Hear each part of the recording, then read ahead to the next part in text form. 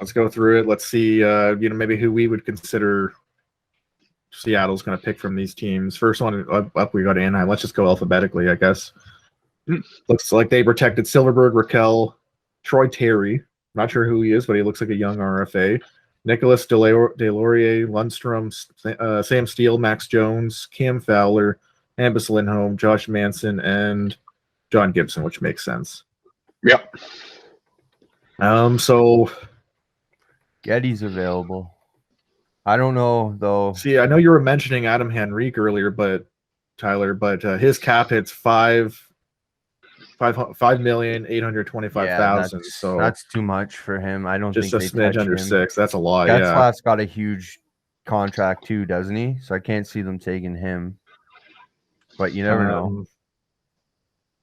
Anyone in particular? I don't know if there's anybody here they would really take. Like maybe they would consider like Hayden Fleury. I was gonna say Hayden Fleury. I think looks like the most 25, got a decent little cap hit, RFA.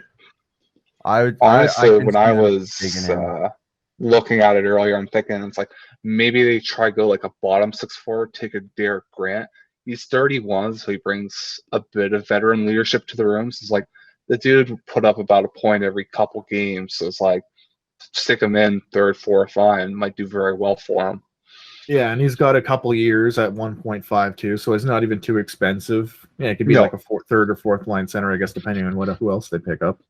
Yeah, that's like you're not looking at like one of those league min guys that we've been seeing around the league a lot in the past year or two, let's say, but 1.5 for because you got to keep in mind you've got to with the guys that you pick up that aren't say UFAs, RFAs, you've got to at least account to 60% of the cap. So get it up a little bit, but still leave the room for the big name guys that you'll be looking at later. At the end of the day, fuck the Ducks. They're not giving up too much in the end. Anyway, I hope they lose someone that they absolutely love, and it just destroys the entire organization. I'm not bitter at all. Just so we're clear, I'm not bitter towards them at all. Sure about that. 2017 flashbacks. All right, should we check out Arizona? Yeah, I guess they went the 7 forward, 3D, 1 goalie route as well. Yeah, so they protected Krause, Dvorak, Garland, Keller, Kessel, Phil the Thrill, Larson, Schmaltz, Kyle Capobianco, Chikrin, Ekman Larson, and Darcy Kemper. What a name, Capobianco. Bianco? What a fucking name that is. Capobianco, it's his last name, yeah. His first name, it's Kyle Capobianco, defenseman. I like that name. Looking at who was available for him, I'll go with another vet here. And it's a guy I think that'll fit on their first line pair for defensemen, and it's Alex Goligoski.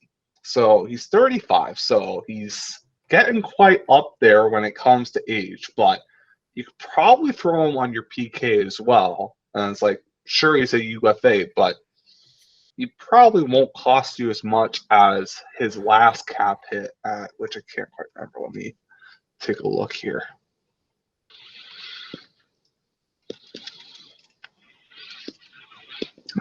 He made 5,475 last year. So it's like maybe you can get him at like maybe a 4 to 5 range. Maybe not as much as last year, but he a UFA?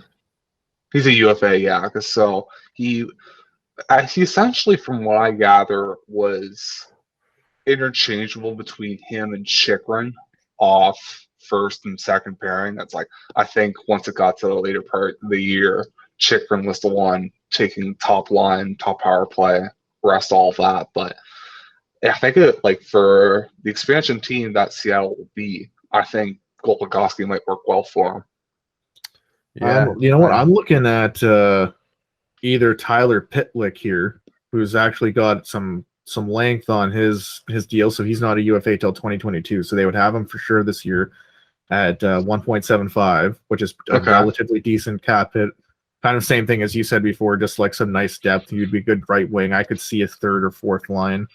I mean, for the defense too, I was kind of looking at Goligoski, but I'm also was kind of eyeing up Hjalmarsson as well, thinking maybe he's a little less than Goligoski, a year younger. He apparently plays both the left and right side as well. So, and I'm pretty sure he plays the power play too. So maybe that'd be a guy they might consider. have. I'm not certain of that. I don't know. Tyler Pitlick, I think he's a decent little, kind of depth guy that I would consider picking up if I was Seattle in this situation. I'm gonna agree with Pitlick. I think that's a fucking solid pick for Seattle. He played a little bit in Edmonton, and I fucking loved the guy. He was a fucking workhorse. He scored a little bit, but unfortunately, I think his spleen ruptured one game, and he was out for the season. Up to that, I guess it depends how he's playing goals since then. I haven't watched him I think lately. He's played like over the past couple of years, no issues. I've always remembered him as like a nifty player, pretty much what you're saying. Like he was a good, hard-working guy. He would have been. I would have loved to still have him on the Oilers. He would have been a great depth player for the guys. So I think I could see them going after games last year.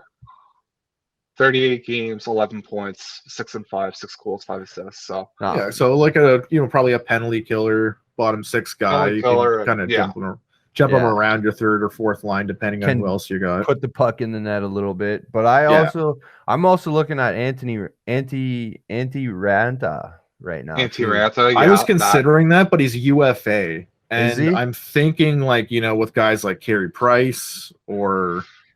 I wasn't Holtby, I believe, exposed. Even Anderson is exposed. Like, there's some other goalies.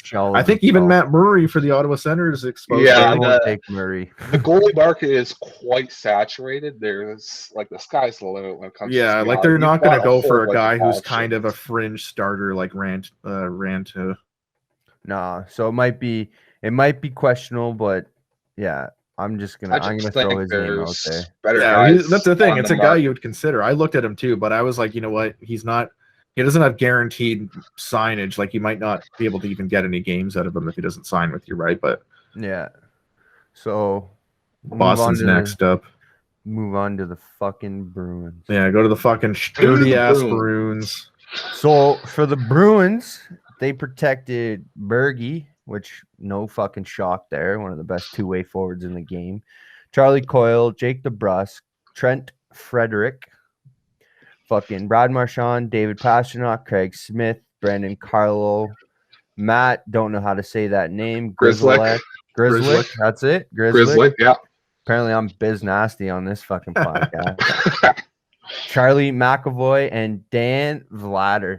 Pretty close to fucking Vader there. Take that L out, and he's a fucking gem. One guy I'm surprised on this list here is Jake DeBrusk, because I thought they were shopping him around, honestly. So did I. I honestly thought they didn't want him anymore. So that kind of confuses me because they exposed, and I don't even think this is going to be a question for who they take. I'm pretty sure they're taking fucking Nick Ritchie. He's an absolute power forward of a monster, and he's going to be that tough guy that Seattle can use. So I honestly think they should have protected Ritchie and exposed DeBrusk, but they might also have a trade in the works for DeBrusk because I heard last year Edmonton kept checking in on him. His dad Louis works for the Oilers legend, so you never know. They might have a trade in the works for DeBrusk. Could be seeing him somewhere else, but yeah. I don't think I like them exposing Ritchie, but at the end of the day, fuck the Bruins. And again, same as the Ducks. I hope their whole fucking organization crumbles after this. I'm looking at Connor Clifton here actually on D. He's got a couple years. He's not UFA until 2023. His cap hit's only $1 million, and apparently he's listed as a left-right-hand D, so he can play both sides. Only 26. So you got him signed for 2 more seasons at $1 million? That's like a pretty good depth defenseman, I would say. Could be, I've gone a little off the board here, I guess I'm gonna say, because you're gonna have to take like some sort of prospects when it comes to this expansion draft. So I'm looking at Carson Coleman. So he's 25. He's essentially on league min, and he's on 725. So not too far from it, but that's like he doesn't have much gameplay because he's only had a couple points in what was about maybe a third of this NHL season. And then he played really well in the couple games he had in the AHL, 3 points, 3 points, 5 games rather. But I'm thinking maybe Carson Goldman. Okay, interesting. Going off the board a little. Yeah. I could see. All right, let's check out. Oh, this is an ugly team here. We got the Buffalo Sabres. Oh, no. Seattle should just pass. Much like they got, obviously, Jack Eichel. Who knows even what's going on with him with his surgery, trade rumors, and all that. Sam Reinhart, Victor Olofsson, makes sense for those guys. Anders Bjork, Tage Thompson, Casey Middlestat, Rasmus Asplund. I guess he's a younger guy of theirs that they've been liking. I've never really heard of him before. Rasmus Ristolainen, Rasmus Dahlin, and Henry Jokiharju. And then they got Linus Ullmark protected on the backstop there, which it's interesting. Obviously, they got Jeff Skinner, who did waive his no move, but I mean, there's no way Seattle's taking that $9 million just eyesore of a contract. Jeff Skinner's going to be playing in the minors. Like, as much as I hate to say it, maybe. I don't like Jake McCabe, maybe Colin Miller are okay. Colin Miller's another year, so maybe they could take him. Or there's scraps for this list. I'm gonna go with another fucking player I fucking hated leaving the Oilers, and that's my boy Drake Caggiula. I think the kid is the exact same as Pitlick. He's a fucking workhorse. He takes draws. He puts the puck in the net. He's just in a shitty situation in Buffalo, and I think that's what hurt him last season. But I think Drake Caggiula could really thrive in Seattle, and I think that'd be a solid pickup for him. I don't think they're taking him just because he's not signed. There's also Oilers legend Tobias Reeder. I mean, Reeder if he would have scored one fucking goal, we would have made the playoffs, but he couldn't even bury one. Even Cody Eakin might not be bad. He's on a decent cap hit for another season. Cody Eakin. That's what Maybe even got some decent prospects, in which I was looking at the one earlier. His name's Andrew Ogilvie.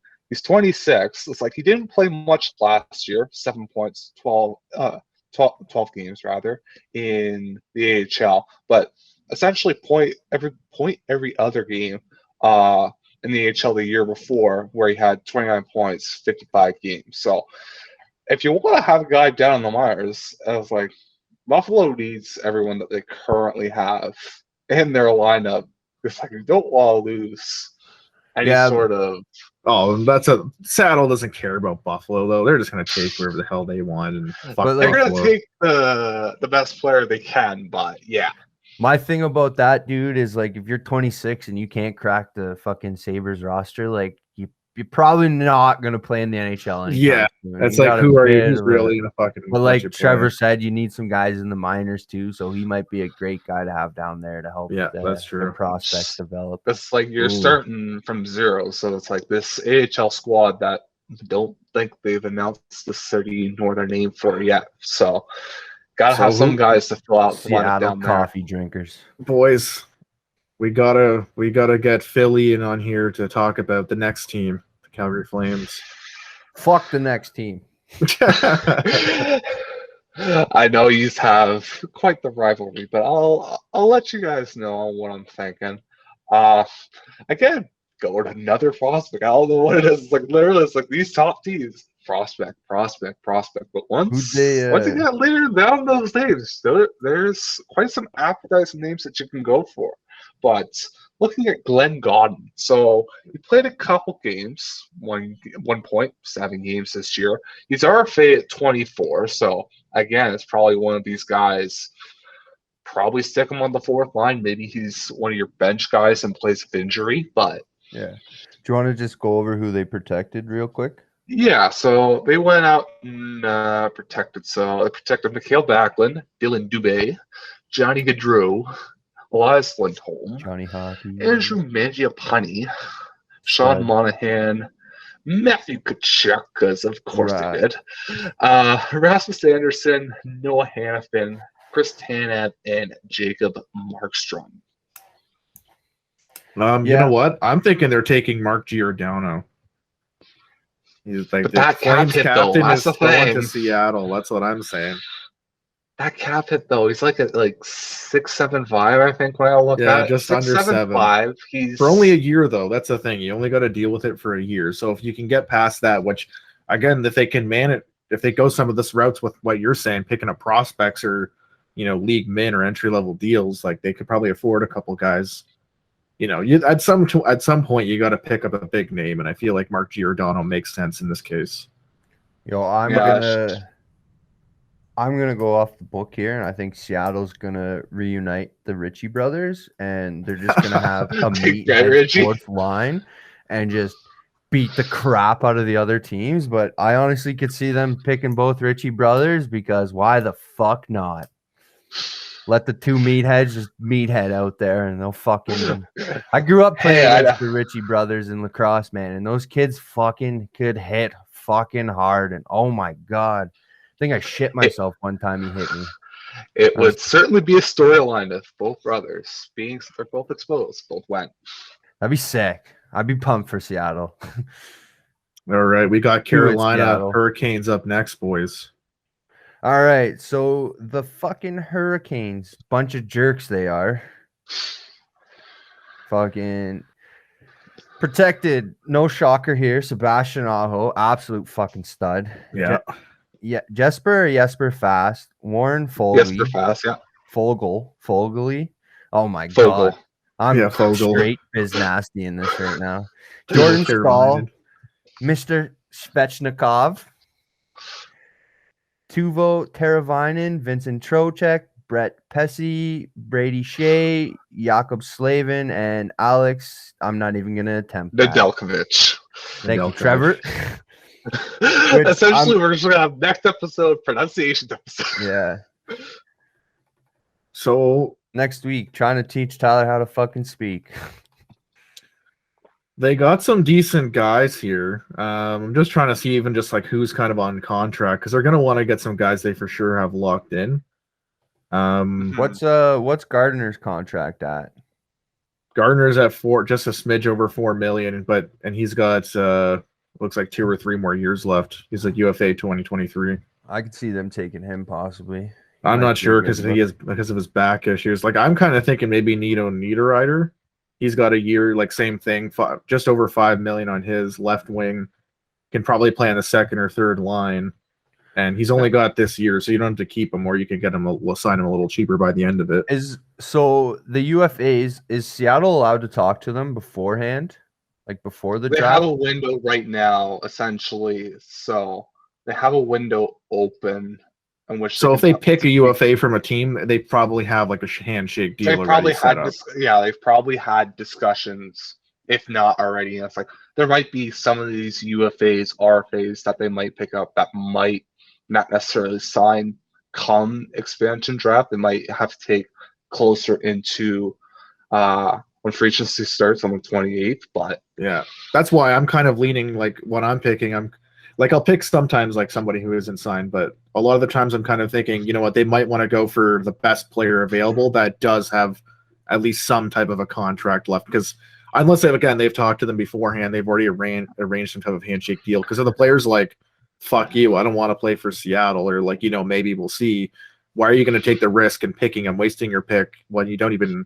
The guy could just walk, and you just lost an asset. Yeah, you take 8 guys that walk, and now you're down to fucking 22 players. You're like, oh, that was sick moves by us. Yeah, exactly, right? So it's like you want to make sure you're going to have a player at the end of the day, I feel like. I think it's stupid not to be talking to Dougie Hamilton right now. I think they've probably had discussions with him. They probably have, yeah. A take and sign kind of thing, but yeah, could be another one of those, Dougie Hamilton's probably like, fuck Seattle, I'm going to the Oilers kind of thing. Hey, if I was Seattle, I'd be calling up Dougie Hamilton, that's for sure. I'd be like, okay, how much do you want? What do we got to do to make this work? Because we want to pick you up. I'm also looking at, like you guys said, the goalie's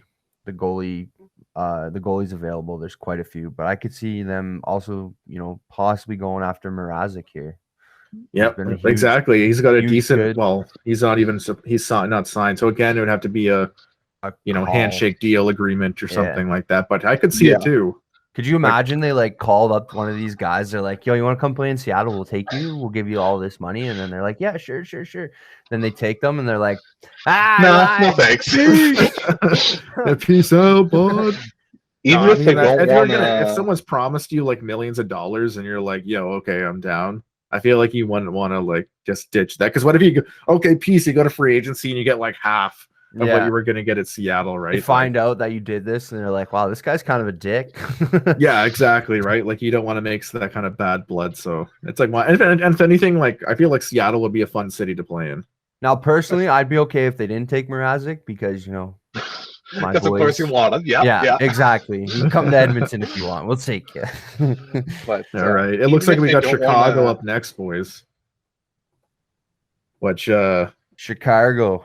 They got a decent list here. I mean, Taves and Kane, obviously, they're no move clause either. You're not going to let them go. Alex DeBrincat. Taves coming back this year?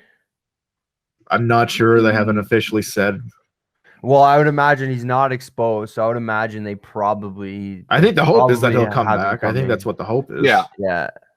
They got Dylan Strome, David Kampf, Brandon Hagel, Henrik Borgstrom, Connor Murphy, Caleb Jones, who they just acquired, protected, makes sense. Riley Stillman, and then Kevin Lankinen. That makes me happy to see Caleb Jones get protected, actually. Yeah, that's the thing. They must really like him. They're planning on playing him. So, you know what? It's worth it at the end of the day. They both got pieces they wanted. I am going to miss him. I really do. I liked Caleb Jones. I don't think he got a fair shake at it in Edmonton, but I'm happy for him. I hope he gets his chance to play in Chicago because he is a good little defenseman, but there was no room for him on the Oilers' back end with all the young guys they got coming up and shit like that. So I'm happy for him. Hopefully he gets a chance. And you never know. They might get Seth Jones now, too, because of it. Well, I'm thinking maybe they are going to go for Kelvin DeHaan. He's got a year left at $4.5 million. There's not a lot of appealing names on here. No, it's like I was looking at it earlier. It's like, who would they like Zadorov? Like that would be somebody I'd consider, but he's an RFA unsigned, and there's no guarantee he's going to sign with you. Brett it's like Connolly there's a lot still of in names, the fucking but, NHL. Yeah, that's like the thing is there's a whole bunch of guys that you see there, but then you just keep looking. UFA. Yo, didn't Connolly score a goal in the 1967 fucking playoffs? What's that? Sorry? I said, didn't Connolly score in like the 1967 playoffs? Like, how fucking old is he now? He's got to be 55 by now, isn't he? You might be thinking he's 29. Might be thinking of the family tree, maybe his Am father, I thinking of Tim Connolly, maybe? I think maybe, yeah. Maybe, yeah. I think Brett Connolly's only in his 30s, I believe. Oh, he's only 29. Okay, then I'm thinking of 29, Connolly then. I thought he was way older than that. This will be a fun team coming up here, Colorado Avalanche. Yeah, so they have got I'll go wait. That's everyone. Enough protected players. They've got Andre Burakovsky protected, Tyson Jones, Nazem Kadri, Nathan McKinnon, Valeri Nishushkin, Logan O'Connor, Rantanen, Gerard, Cale Makar, Devin Teese, and Philip Grubauer, because they've got to have their number one. Now, one of the guys that I think, honestly, the reason that for him to be here, I don't see why Seattle doesn't go for him, because he was essentially a good top six guy. Well, he didn't play top six all year, I don't believe, but in the room that Seattle have, Jonas Donskoy. So he's 29. He's at a 3.9 cap hit. He had 31 points, 51 games. He did fairly well. I think he essentially bounced between the top three lines all year. It's like they were mixing and mashing those lines for probably like 3/4 of the year, and they probably settled on the second or third line to end the year. But for the type of points that he could put up in a year, I don't see why not. Jonas Donskoy. That's who I was going for as well. That seems like the best bet for them. Like just a little under $4 million. Same thing as like some of the other guys. Like you can probably play on your second line. He can move up and down your top six, but I feel like he's more suited for a second or third line role. But I mean, he's got a decent cap hit for it. It's not too I wouldn't be too upset about picking him up. 29, and what is it? He's a UFA in 2023. So what? You got 2 seasons at him. Like that wouldn't be a bad pickup, I would say. And comparatively, like with everyone else around, like I'm not sure who else I would consider. Like I was looking at maybe Matt Calvert, but he's a UFA.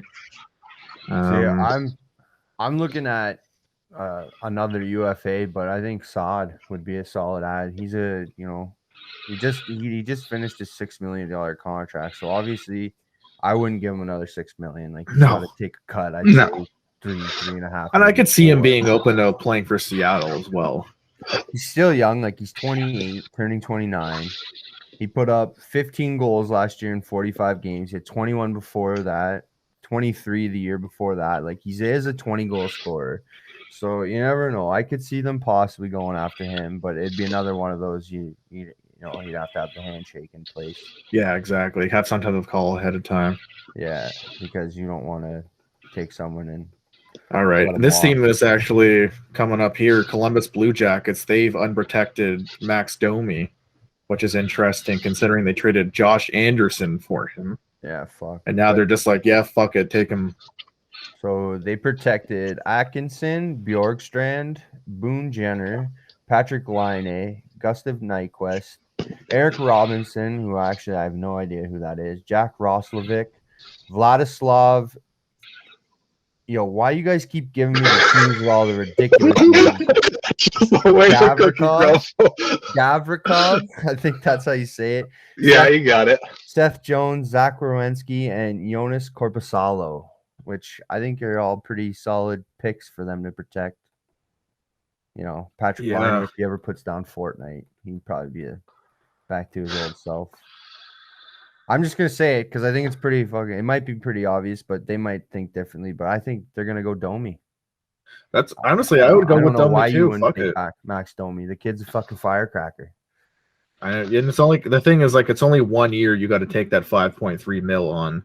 So it's kind of like okay, you know what? Put him on your top 6. See how he does. If he lives up to the hype, keep him around. If not, then you can either let him walk or sign him for way less money. Sign him for $2 or $3 million the following year. But I honestly think it's a no-brainer with Domi. But I'm not an NHL GM for that reason.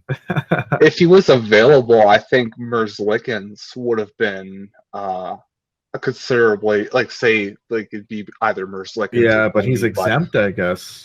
He's exempt in this case, I guess. Yeah, it's like he's not on the available list, but they protected Korpisalo, so he might. I guess he doesn't have enough experience yet. It's like he's still young yet. So yeah, so guys on I think Domi's consensus among most people. No, he's actually 27 apparently. Merzlikins. I'm just looking at him right now. He's a UFA like 2022, so he's still got a year at $4 million, and he's 27 years old. But I think it's what Trevor said.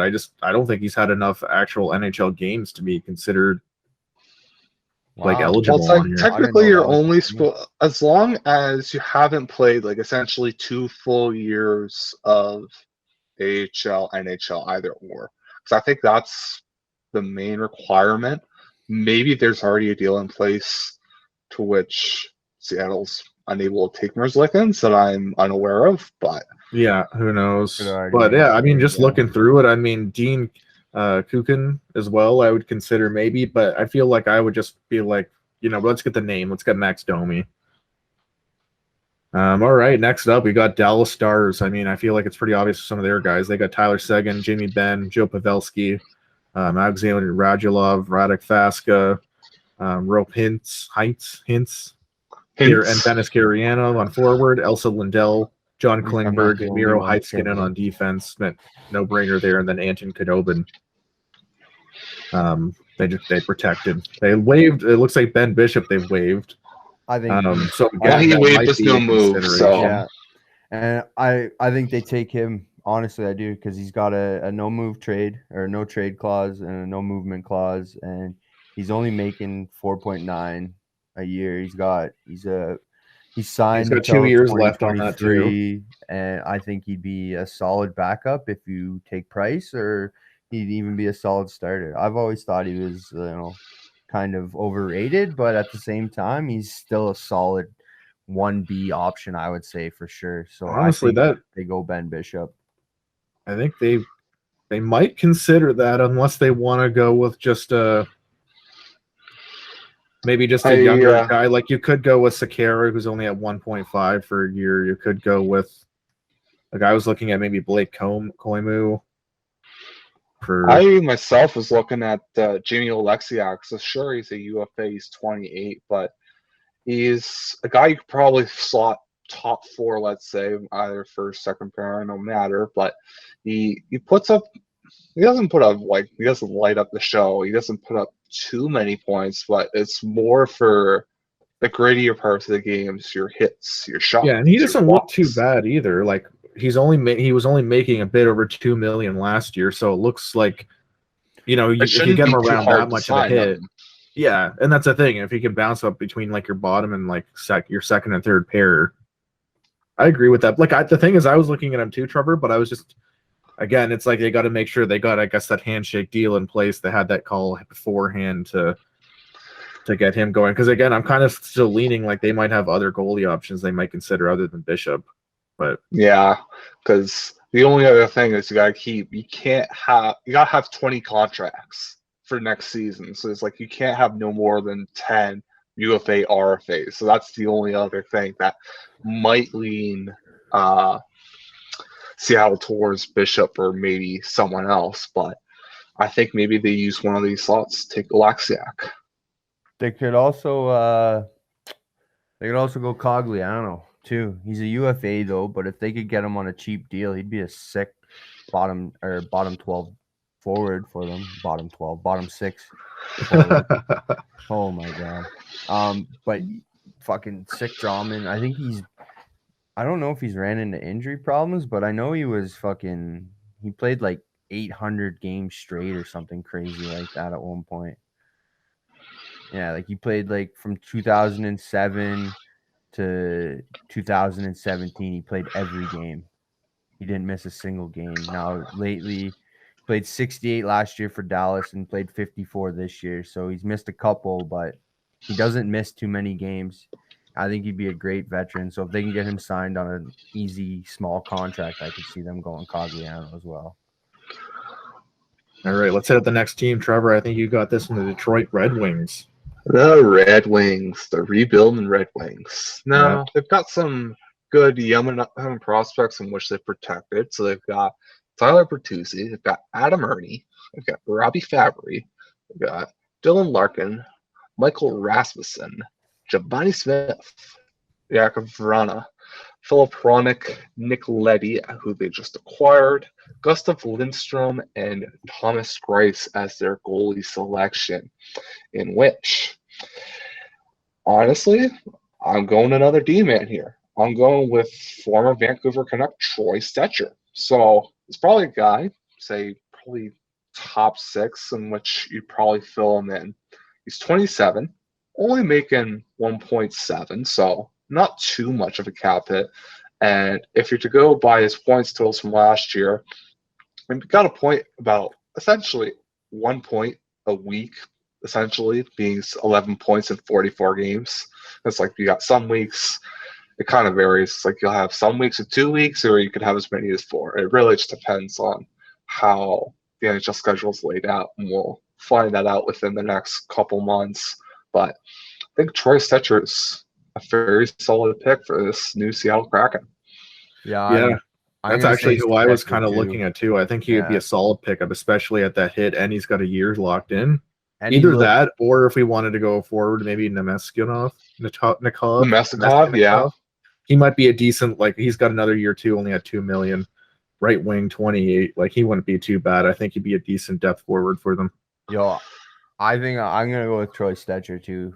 That's what I think. Okay, I guess that you guys are listed, but not only that, but just that nasty play against Russia, you should take him just for that alone. That was like, I was just like, who the fuck was that guy? Was that Makar out there? No, who the fuck is Stecher? Like, Jesus Christ, that was just gross. And that's the thing, though. That tournament might help some of those like depth guys break out a little too when they get back to the NHL. Maybe give them a little bit of a boosted confidence in their game. So I can definitely see Stecher going that way. Oh, Tyler. It's this one's for you, bud. Edmonton Oilers. My big bad oil. My fucking boys. The floor is yours.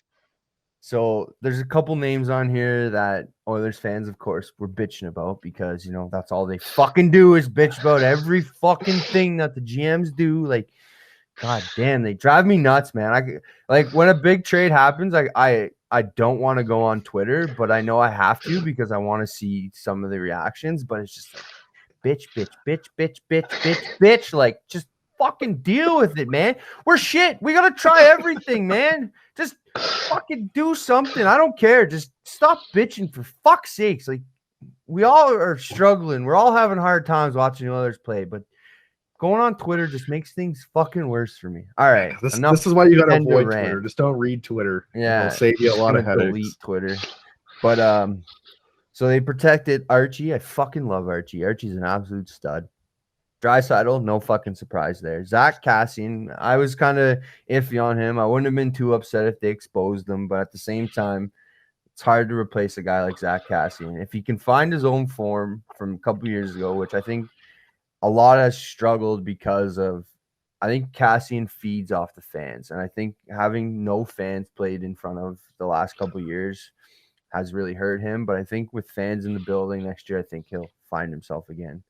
Connor McDavid, I don't know why we protected him. We should have just let him go.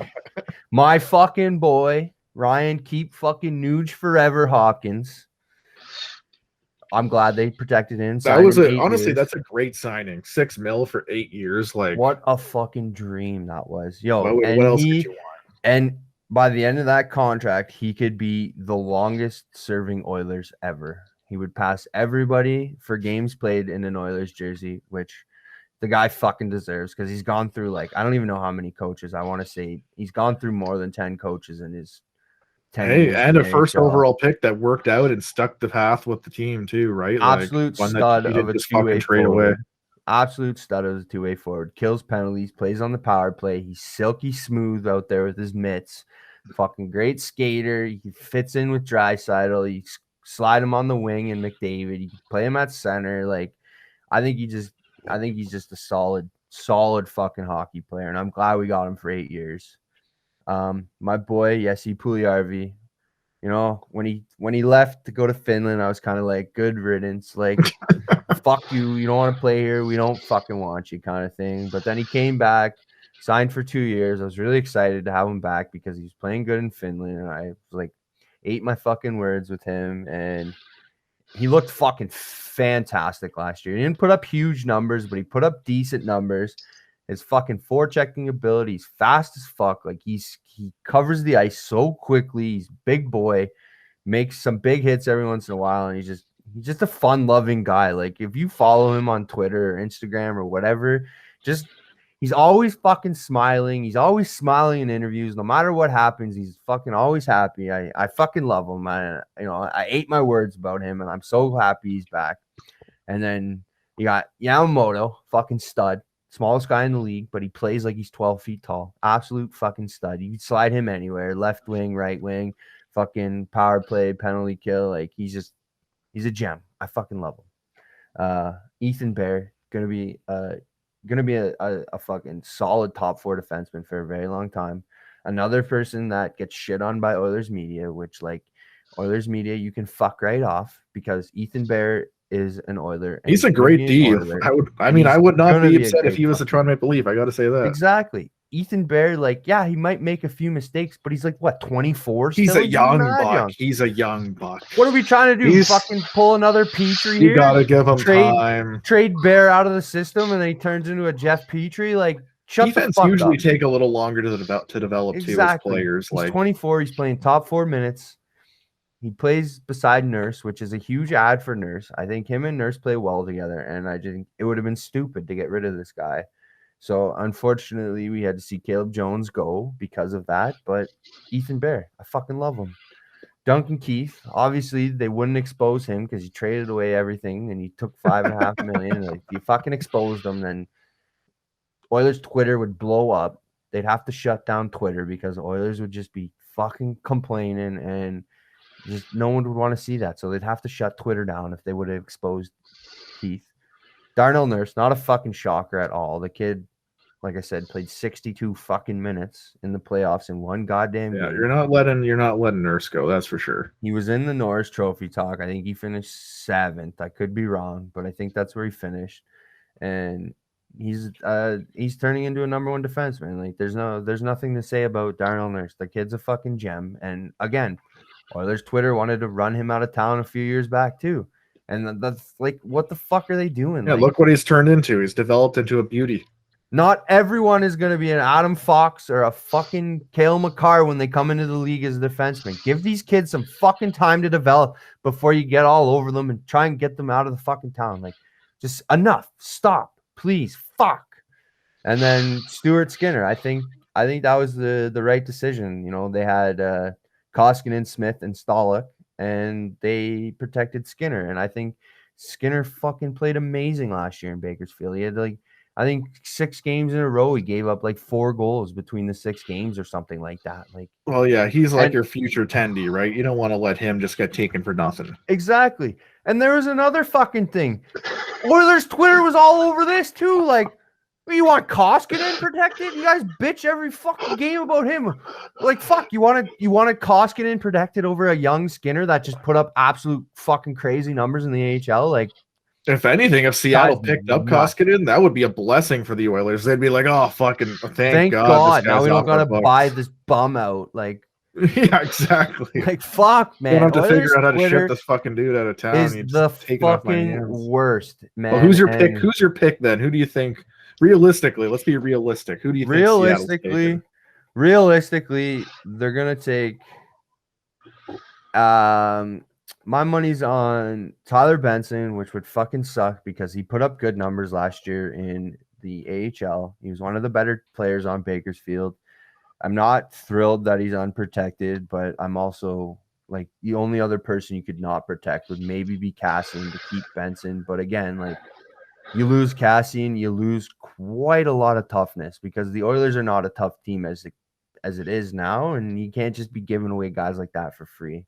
Yeah, I wouldn't mind if he was paid less money, but at the same time, it's Zach Cassian, man. We need guys like that.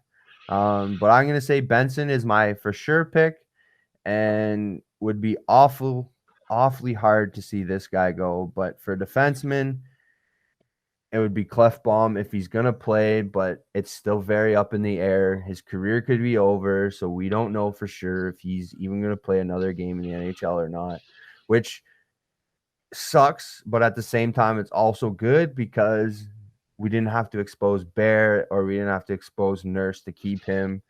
And, you know, if he doesn't play this season, but he comes back next year and they don't take Clefbaum, then top 4 is looking fucking sexy again next season. So I'm just thinking Benson or Clefbaum are my picks. But again, it all comes back to if Clefbaum's even going to ever play again. And I don't Tyler blame Benson. the guy. He doesn't have a contract yet, too, so it might be even iffy with him, assuming he says, you know, yes, that he'd consider playing for Seattle. Fuck, what if Seattle took him and he just came back and re-signed with Edmonton? And then we lost no one. Well, he's an RFA, so they would have his rights for sure. Like, you would have to give them compensation if you wanted to sign him. So he's a little bootstrap. So that's the thing. Tyler Benson, actually, you know, that might be because, you know, who I was actually thinking of, a bit of an off-the-board pick here is Devon Shore. I was like, he's making league min for like the next 2 years. Like, he's might be a sick bottom 6 player. That's the thing. He's an easy bottom 6 guy that you can just, all right, you're paying him fucking dirt and you got him for two seasons. Like, okay, why not take him? But, you know, Tyler Benson, though, that might be a nice little young player that you could pick up, get him for probably a cheap deal too, just to like a 1 year, $1.5 million. Let's see how you do kind of kid. Seattle, please do not take Kyle Turris. Whatever you do not take Kyle Turris. Please don't take him. Wink, wink, honestly, nudge. Like, yeah, I didn't even consider him. Twitter earlier, I was like getting all over Stuart Skinner being the goalie that was protected. Honestly, if he wasn't protected, he would have been my pick. I would have 100%. Picked Stuart Skinner as a third goalie for Seattle. Because he had, as you said, he had really good numbers in Bakersfield. But being that he's not available, rather, I also will look at D this time, rather, to William Lageson. So he's 25, near league min. That's like, he had a couple games under his belt, 19 games, but he really did well when he was over in the Hockey Allsvenskan in Sweden. So it's like, if he can produce similar, if not, like even if it was a little less so, because he had 12 points in 14 games for a defenseman over there, it's like, that's a little much for a guy that's just come into the league, but it could be on If he his can way to having translate a it, right? If he can translate it to the NHL, that might be a decent little pickup. I can Yeah. honestly see him being the pick too, because he was, and that's another thing is like he's also, I believe, a left defenseman. So there was another guy ahead of Caleb Jones. Those two fought for minutes all season with Chris Russell. Like, please don't take Chris Russell from us. Like, please don't do that. We need Chris Russell. But yeah, I can totally see Legason getting picked too, because he showed glimpses of awesomeness, and then, you know, just like any young defenseman, he had some struggles too. But like you said, 25, not making that much money, could be a solid pickup for them. All right, next up, we got the Florida Panthers. And this one's interesting. So they got Barkov, obviously, Huberdeau, Hornquist, Bennett, Duclair, Verhaeghe, Marchment, Ekblad, Uyghur, Forsling, and Bobrovsky, because he's got the no move, which, I mean, they're not going to take him anyway. Yeah, who would take 10 million for that guy? The thing is, like, I've been hearing that Seattle's really interested in Chris Drieger, and it sounds like they kind of, like what we were talking about, this phone, they've already called him ahead of time, and it sounds like they got a handshake deal already in I've place. heard So that they're going to take him and sign. That's what I've heard too. that's what I'm Yeah. thinking. Is I think he's guaranteed going. He's probably going to be the Seattle starter. I mean, he had a pretty solid season this year. I think that they're going to try to grab him, and I guess we'll see what he ends up getting picked up at. His cap, it's pretty cheap right now at $850,000. I'm assuming he's getting a bit of an upgrade. he's gonna be a bit of a pay raise, but it's like, I think he's getting a bit of a certainly pay the raise starter here. for the Panthers for quite a bit of the season, because the first year for Bobrovsky, just write it off. That was a bad year entirely. It's like he had a couple glimpses, like Bobrovsky did over this past year, where he was doing a little well here or there, but honestly, I think it might be time for Spencer Knight. Yeah, I bet they wish they could have got rid of that fucking contract in this. Oh God, yeah, that's the thing, right? Like, if you only could, but I mean, there's no way Seattle's taking Bobrovsky that $10 million deal till it looks like what, UFA 2026. Ew, that's like what, another 5 seasons of fucking shit. Florida, you're gonna have to buy him out, or sit him on the bench for 10. Yeah, that's the thing. The buyout penalty at this point would be so massive. Like, you just got to let him.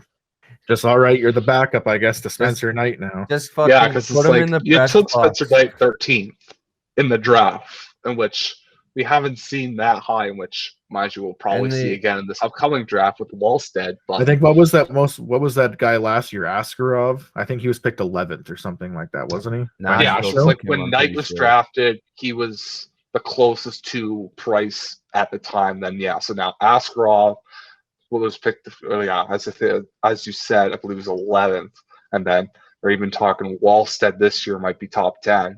So we just keep getting some good goalies into the pipeline. Who knows where they'll go? They got Spencer Knight, but they also got the Canadian kid from that same World Juniors, I'm pretty sure, in their pipeline too. Let's see. He's probably exempted, I'm I keep guessing. forgetting his name, but I remember Spencer Knight.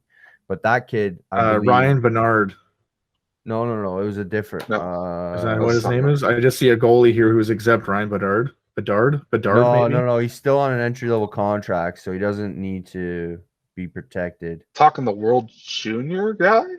Yeah, the guy who played for Team Canada. Oh, geez. Spencer Knight and him went off when we were basically matched up against each other. But that's why I'm like, I just see the two goalies that they have that are exempt are Spencer Knight and then Ryan Bernard. I'm trying to figure out. Give me a second here, boys. So, I mean, the only other ones are Samuel Montembeault, Philip DeRosier. Those don't look familiar. It's like Montembeault played like as a backup for him, say a couple years back, but with Drieger having appeared as good as he has in the past year, maybe 2. I can't quite remember off the top of my head, but he's taken over that backup spot. So I think Montembeault has just been sitting down in the minors for the most part. Apparently it can't be this Bernard dude, because apparently his nationality is American, so I guess he didn't play for World Junior Team Canada. His fucking name. I'm trying here, boys. I even thought about this. I knew I was gonna fucking bring this guy up, and I fucking was like, oh, I should probably remember his name and get it ready, and then I totally spaced on it. All I could think back to World Juniors is like I was thinking, maybe it's a Dawson, but no, that's Dawson Mercer, and when she's a forward. This is killing me right now, trying to figure this out. Let's see if I can check the roster here. Goalies. Devin Levi. There you go. Devin Levi. I'm pretty sure he's also a Florida prospect, is he not? He is a Florida draft pick. He's like a 6th or 7th round pick, if I'm not mistaken. So they've also got him, and he played just as good as Spencer Knight did in that tournament. So if he turns out to be a fucking stud, which I think there's a very good chance of it, then you're looking at fucking Spencer Knight and Devin Levi, and you're paying $10 million for a guy to eat hot dogs. Like, so that contract's looking fucking horrible right now. But good on Florida. They're a very strong team, even though they're eating that $10 million contract right now for absolutely fuck all. I know, right? That's the thing. Imagine how much better they could be if they could use that $10 million on other assets. Like, holy fuck. Oh man, they'd be fucking laughing. Anyway, Trevor, do you want to start on LA there? Let's get to LA. I'm just going to grab a drink. Give me a sec. If you want to start, go ahead. I'll join you in a second. Okay, so the LA Kings, another rebuilding team. Now, they've got some more established players that they've needed to protect, but you still have some prospects in there. The recently acquired, I think it was past year, Elias Anderson, a forward that's been protected, as well as also newly acquired Victor Arvidsson, as well as what Dustin Brown. What a steal of a trade that was. Yeah. There's been some deals that have been steals over the last year, but they've also protected Alex Iafallo, Adrian Kempe, Anze Kopitar, Leafs legend Trevor Moore, Drew Doughty, Matt Roy, Sean Walker, and their goalie pick wound up being Cal Peterson, which to some might be a shock, but honestly, leaving Quick unprotected, he's not the guy I'm going for here. They're not. I think they would be happy if they took Quick off their hands. Like Cal Peterson, I think is their taking Quick. They're just Quick just hasn't quite had the numbers that he has in the past. But for the Kings, we're going to Oilers legend Andreas Athanasiou. He's 26. He's a UFA, so we'll need to sign him, but essentially point every other game, 23 points, 47 games last year. Like, he could be a solid pickup for either second or third line, depending on what they're looking for. And let me tell you, I keep going back to this, but that's another guy that Oilers Twitter always bitching about.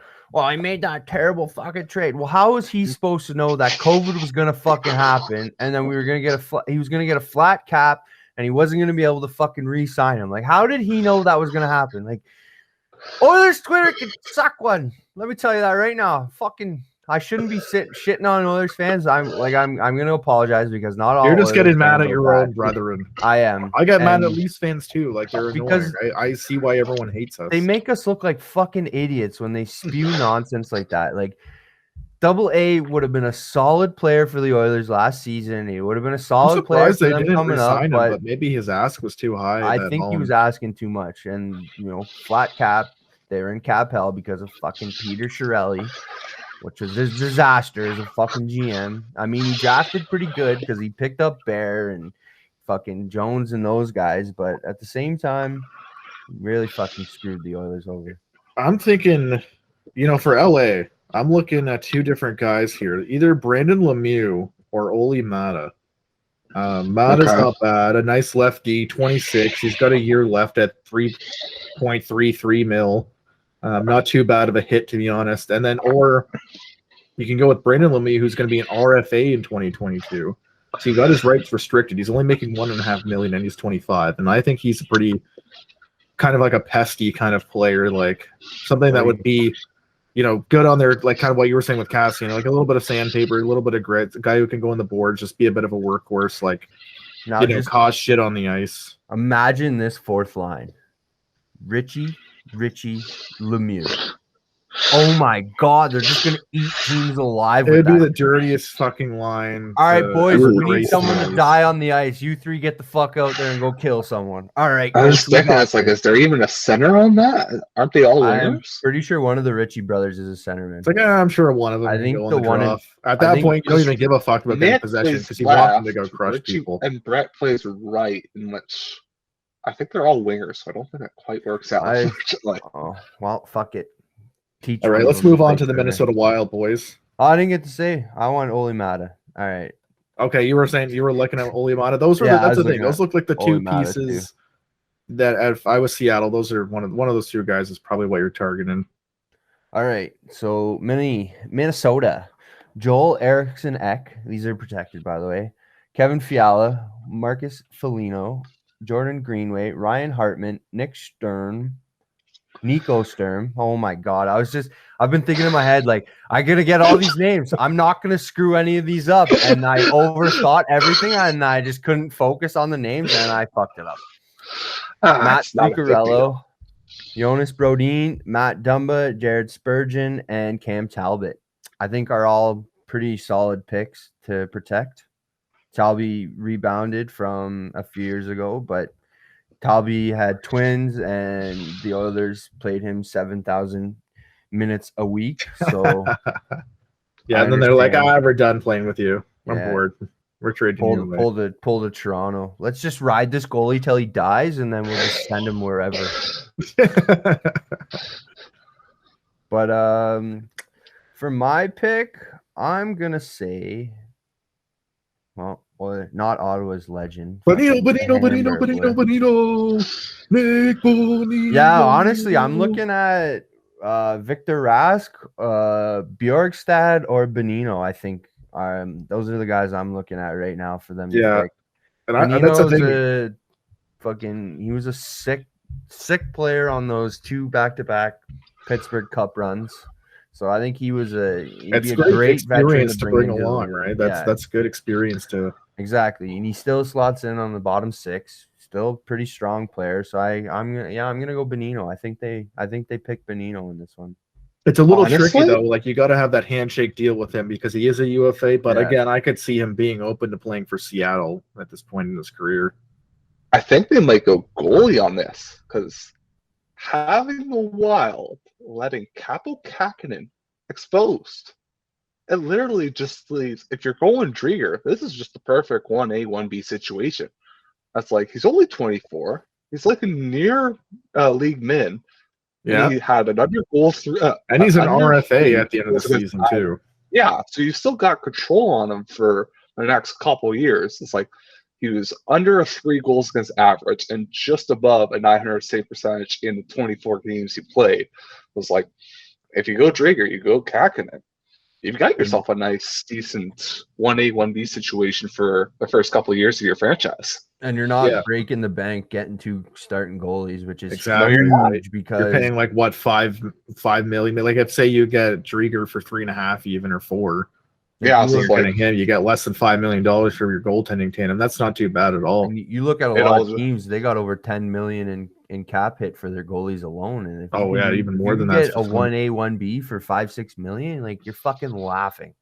Absolutely laughing. See, I was looking at too, I was thinking Victor Rask or maybe Nick Bjugstad as well, because they do have, like Bjugstad especially, 29, only $2 million a year UFA. He's got a 1 year left. Like he might not be a bad second or third line center to throw your way to, but if they did want to go the goalie route, as Trevor said, I think like you got a couple of solid options on Minnesota here to take from them. Yeah, I think either person you take from Mini is going to help you right away. So exactly, yeah, and it's somebody who's like you don't have to really fiddle around with trying to sign them. They're guaranteed, on contract for a season. Oh, right. So I got to take the Montreal Canadiens here. I thought I had Montreal. Oh, do you? I think so. Well, one thing I got to say then, I guess as we get into this, because nobody fucking cares what you have to say. This was a recent update. This is my time. This was a recent update on Carey Price because I know everyone was surprised that he wasn't protected, but I guess he's seeking out knee surgery. So who knows if he'll even be able to play next year? How long his recovery is for that? So maybe that's part of why he's been Because had his those protection cheaters in removed. Tampa put 8,000 shots against. Just kidding. Frank Cervalli was even reporting there's possibly a hip issue as well. So I don't know if those are two separate issues. Is it maybe just a bit of confusion? But if you're talking the hip, you're talking essentially the entire year, or at least more than half of the year, because you're probably looking at least 4 or 5 months. With all the other goalies on the market, I don't see them taking Price because it's a big. You got to think that they thought about it though. Like that would be tempting. They definitely thought about it. Like you can't not look into Carey Price. Like if you can get Carey Price, but again, if he's out for the whole 10.5 million too for that cap. Then again, for 5 more years? Yeah, that's another thing. But also, if he goes on LTIR, there's another 10 million freed up, but you don't have a goalie now. Yeah, and you got to wait a year or however long it is until he's healthy. And even when he comes back, is he going to be $10.5 million Carey Price after a possible hip injury / knee injury? Or is he going to be beginning of the year Carey Price? That's the thing, right? It's kind of like it's a little risky with that, especially with the amount of money. Anyway, sorry, Tyler, if you want to go with the protected list. I think I'm just going to say one more thing about this. I think if that news didn't come out about him needing surgery or seeking surgery, I think they would have possibly taken him, but I think now it's pretty much gone. Like I don't. Yeah, this probably affirms like, okay, it's too risky to take a bet on Price here. So, and that goes back to Mini. Like they might take Mini's goalie because of this situation now. But, all right. So the protected is Josh Anderson, Joel Armia, Jake Evans, Brendan Gallagher, Barry Kokiniemi. I was close. Fuck. Arturi Lehkonen, Tyler Toffoli, Ben Sherratt, Joel Edmondson, Jeff Petrie, and Jake Allen. All solid guys on that list. Guys exposed. There's quite a few good-looking names. All comes down to I'm not quite sure of all their contracts right now, but Paul Byron is a good look, but you got to also take into account how many other bottom 6 forwards you've already taken at this point. Yeah. Philip Deneau, solid 2A guy. Doesn't put up huge numbers, but he's solid in the defensive zone. He wins a lot of faceoffs, so he's a solid ad, I think. Keep in mind, he's going to be asking a big deal because it sounds like Montreal's not willing to sign him for whatever he's requesting, which I believe is 5 or 6 million. That might be why they stay away from him. Then you got Thomas Tatar, which I believe is also an unrestricted free agent. And Shea Weber's exposed, but I believe he's seeking surgery too. Yeah, he's probably not even going to play next year, it sounds like. I don't think they're going to go Shea Weber. So I'm going to go with my pick is probably either Tatar or Byron, I believe, is who they're going to take. You might even just say fuck it and go Druin, you know? That's who I was looking at. I'm like, you know what? I mean, it's $5.5 million, but he's 26. He's still got some upside to him. Who knows why he left in the middle of the season? Because he wasn't with them for that cup run either, right? Like he had that. Nope, didn't play no playoffs. Some type of personal issue or something. He's had a shitty attitude though, hasn't he? Though since he's come into the league, like he pretty much he's a bit of a problem player, guy with an ego. And then he demanded they trade him when he was still in his rookie contract, I believe. And it's like, so you never know. But which is like he kind of fucked up there. You could have been in long 2 cup runs with Tampa if he stuck around, but you know, he didn't stick around. Honestly, might be interesting. I think the exact same. I think they go Jerome with this pick. I feel like that's the thing. It's like maybe there's an attitude thing, blah blah blah. But I feel like out of just who's available, I feel like he's the best bet because he's a guy who could play top 6 minutes for you, right? Like, and as we were saying before, we're going through and it's like a lot of like depth guys, maybe second line guys, but no like definitive first line dudes. I think Jonathan Drouin so far is the closest we've seen to like, I think, this guy could play first line minutes. Yeah, exactly. And he could be like a William Karlsson there with Vegas. Kind of wasn't too big of a name. Because he came from Columbus, right? I believe Columbus. Yeah, from Columbus. They even traded like Vegas stuff just so they would take him. Like they're like, yeah, don't comes to Vegas, and now he's a fucking sick top 6 forward. So I think you're talking. No, I think you're thinking the Marchessault Smith situation there, Ox. Oh, I know Columbus traded something to Vegas as well, so they wouldn't. Because Karlsson only had like 4 goals the year before or something like that. and then he became a I can't stud. remember. Yeah, and then he fucking So- scored like 40. Fuck it. Take a shot on Druin. Take Druin. You never know. He might fucking love being in Seattle, and he might just take off like what we all thought he was going to be in his career. Because he went high, right? Did he go first? Who is this? I don't think quite. Druin. When did he He go? went third overall. Third overall. See, Third. I knew he was a high. It's weird thinking because Tampa drafted him, right? It's weird thinking Tampa had a top 5 pick. Yeah. Well, yeah. Well, that was like because that was around like they got Stamkos and they got Hedman. And then I think a few years later they ended up getting Druin because they were still kind of in a rebuild phase. Why couldn't Edmonton do that? Why did I don't know. They thought Edmonton fucked up. Yakupov? They had a chance. Why'd they have to take Yakupov, man? KHL. All right, let's move along here to the Nashville Predators, who look like they got some interesting guys unprotected. They got Philip Forsberg, no surprise. Luke Kunin, Tanner Giannot protected. It looks like they went with more of a defensive protection because they got 5D. They got Roman. They only got 3 forwards. Yeah, they got protected, Roman yeah. Josi, Matthias Ekholm, Philip Myers, who they just picked up, Dante Fabro, Alexander Carrier, and then Soros. Obviously, they got protected since Rene. I'm not even sure why he's here because he's retired. Yeah, he's retired, so I don't see why they're not going to take him. Yeah, exactly. So I mean, Take him. Take And him. hope he I'm comes coming back. out of retirement. We'll take the interesting thing is Pavel they got Datsyuk too. Matt Duchene, who I remember they coveted so much to try to get at a nice juicy cap of $8 million. I don't know. Like maybe they'll consider taking him because They're Seattle could. not gonna take Duchene unless they trade. Unless Nashville's like, here, we'll give you Gives 6 them first something. rounders and you take Duchene. That's what I'm like. Just looking at the list that you got. I mean, maybe Borowiecki you consider. He's got a year at $2 million. Colton Sissons, sorry. He's got, looks like a good, decent contract, like a little under $3 million, right wing, 27 years old, and he's not a UFA for like 5 seasons. So you got him locked in for a while if you take him. I'm gonna go another. Give me 1 second here. I'm gonna go another ex-Oilers legend. I'm gonna go Matt Benning. I really enjoyed Matt Benning on the Oilers. I was actually pretty upset to see him leave when he went, but again, it was no room for him in the back end because of all the young prospects they got. So I think I'm gonna go Matt Benning. They take. I'll go another prospect here. I'm going to go Yakov Trenin. He's a forward. He's 24. Again, another guy you're looking near league min, 725.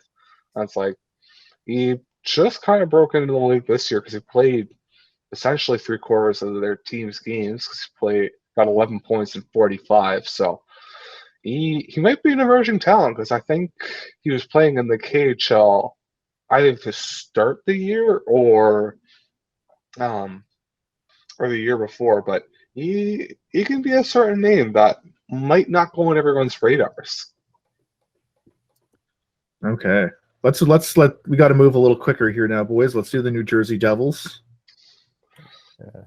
The New Jersey Devils. So they've Getting long on time now. We're getting long on time.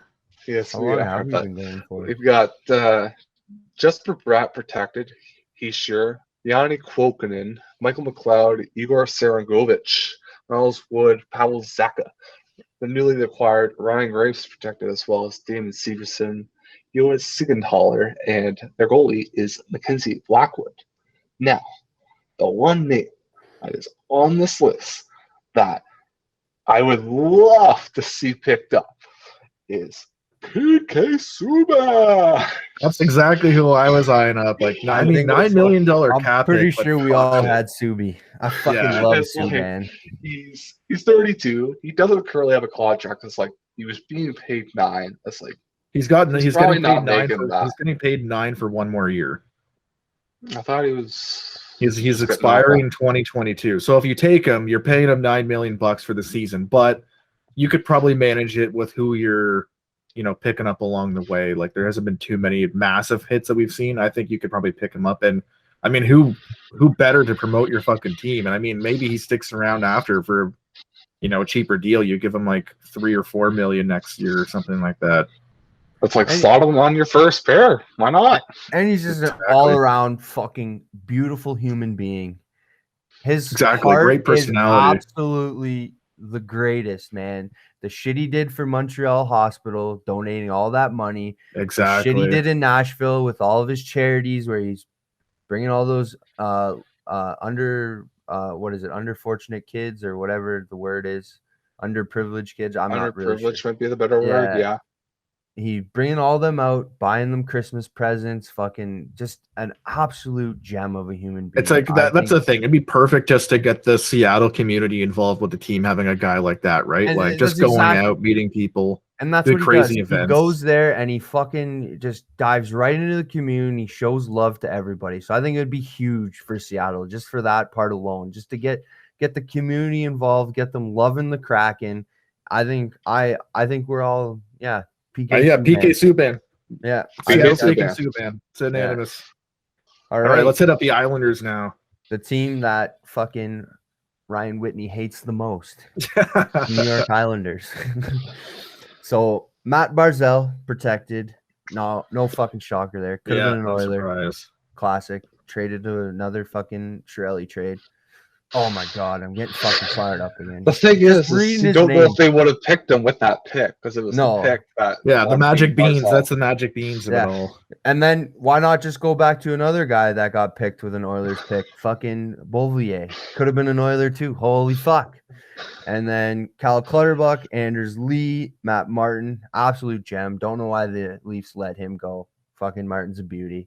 Brock Nelson, Jean-Gabriel Pageau, Ottawa legend. Scott Mayfield, Adam Pelech, Ryan Pollock, and Semyon Varlamov. So my pick for these guys are gonna be, I can see possibly Bailey or Cizikas, but I'm honestly gonna go with Jordan Eberle. Another guy that can slide into the top 6. Yeah, that's who I'm looking at too. I think we're all bitter. I think we're all executive consensus picks. Yeah, 2 in a row. I mean, the thing is, it's so obvious. Like he signed, $5.5 million. Seattle can take that on. He signed until 2024, so you got some security with him. And exactly, top 6 forward. That's somebody they need, and we haven't come across a couple of those. So, I mean, you got Eberle on one ring, Drouin on the other. I guess we just got to find a center, hopefully, along these other teams here for him.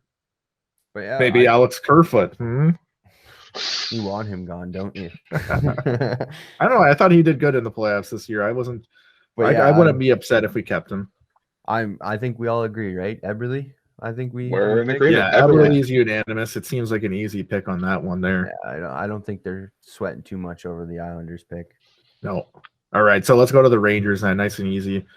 So Panarin, obviously, he's protected. Kreider, Zibanejad, he's protected. Strome, Yuzevich. I think Philip Cheetle. Not sure how to pronounce that. Cheetle. Kevin Rooney. Did you say Cheeto? Cheetle? Cheeto. I'm calling him Chytil. I'm like, okay, this is I think the C's silent. I don't know. Cheetle. Heidel or something like that. All right, then we got Kevin Rooney, Jacob Trouba, Ryan Lindgren, and Libor Hajek. Yeah, Hajek. Same thing. I never heard of this dude. I guess he looks like a young buck though. And then you got Alexander Georgiev, which that seems like a decent selection they got going on there. I mean, they just picked up Barclay Goodrow. It sounds like he wants a pretty big deal though. So I guess you could try to pick him up, convince him to stay with Seattle, pay him what he wants. He has the cup experience, but again, I mean, would you want a guy who's probably going to be a third line dude? You're going to pay him $5 million for 6 years, and he's going to play on the third line. I don't know if I'd want to go for that. You know what? If you're willing to take a shot at it, I'd say D'Angelo. That's a thing. I'd avoid it. I'd avoid him because I think he's a pure cancer. It's a terrible, terrible thing to do. But honestly, as much of a shitty human being he is, he's still a pretty decent hockey player. But again, he is a fucking piece of shit. You know what? I would pick if it was me, I would just go with Keith Kincaid. get a third string Tendy. He could probably play backup. Like then that way you got a few options behind Drieger. He signed for a year, a pretty cheap deal. It looks like he seems like the safest bet out of them all. Like there's nobody else really that's jumping out to me on this Not roster a lot of here. big names. I'd probably agree and go Keith Kincaid as well. Nice. I'm gonna go a player. little off the board. It's like honestly looking at the names of who's available for this team. It's like you don't really have much of players that have that much experience. Like you've got Gaudreau, who's got quite an experience. Blackwell and DiGiuseppe was playing with the team a little bit this year, but it's like mostly you're looking at prospects here. And I'm gonna go on the D line. I'm gonna go for Darren Radish. So he's coming up UFA, but he put up 15 points in only 24 AHL games this year. So again, just fill out that AHL team with some of those prospects. Yeah, he's Yeah, got I that can sounds see like some that. good offensive defensive talent there too. Yo, isn't this absolutely insane that the reigning Norris Trophy winner didn't need to be protected? Like, isn't that crazy? Yeah. Like, That's could you what I was trying imagine to look. I didn't see Adam not the Fox best at all. defenseman in the league and you don't even have to protect him? Like, they're laughing about that. Like, Oh and they, yeah, like, that's the they thing. The haven't Rangers given up aren't losing anybody. anything big here. The Rangers are looking in good shape. The Rangers should have been a great team this year, but they played in a pretty strong division, so they had a lot of fucking tough matchups. Yeah, they'll But- come back swinging. I think next season. Once Lafreniere fucking catches his stride, he's gonna be a stud. I still think he's gonna have a great career, but everybody's just all over him again. Like he's 18, He's years 18 old. years old. You gotta Like, give him what the fuck time. do you want? 900 points? He's not fucking Connor McDavid. Like he's gonna be a stud. Just give him some fucking time. Yeah, let him grow. All right, Trevor, the Ottawa Senators. The Ottawa Senators. Now, you're going to look at this protection list, and you're going to have a couple head scratchers like, why are we protecting this guy? Well, the big names that are going to jump out to you are going to be Austin Watson. Surely he plays third, fourth line for the most part, but you still got to keep some of that grit. And our goalie pick, Philip Gustafson. Why not Matt Murray? Who? But no, Philip Gustafson really did well when he came up with the team in Ottawa later in the year. Honestly, I'm glad to see him here. I would rather he be protected than Murray, because if I'm honest, I don't think they go Murray. Because the other name that you'll see on that available list that you might think, why do we go Watson over, is Dadonov. And it's like, Yeah, that's who I was just looking at. Like, what the fuck? Why is he exposed? it's like he's here, but it's like you're talking $5 million cap hit, and sure he did all right at times, but he didn't quite have the magic that he did with Florida. So if he was to be picked up, I wish him all the best. But again, another player, I don't think Seattle's gonna go for him in this case. But otherwise, so they've also gone with protecting Batherson, Connor, and Logan Brown, which again may be a surprise to some. Nick I don't Paul. even know who Logan is. Logan's essentially, he's played in the minors.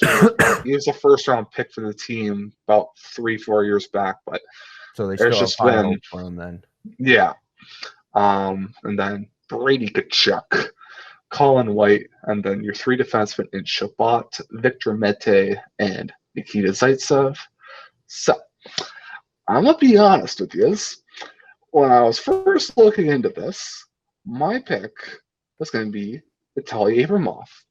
But then, as soon as about maybe half hour to an hour before we got on here, look up into Twitter. Oh, hey, apparently Vitaly Abramov is signed in the KHL with his hometown team of Klektor Chelyabinsk.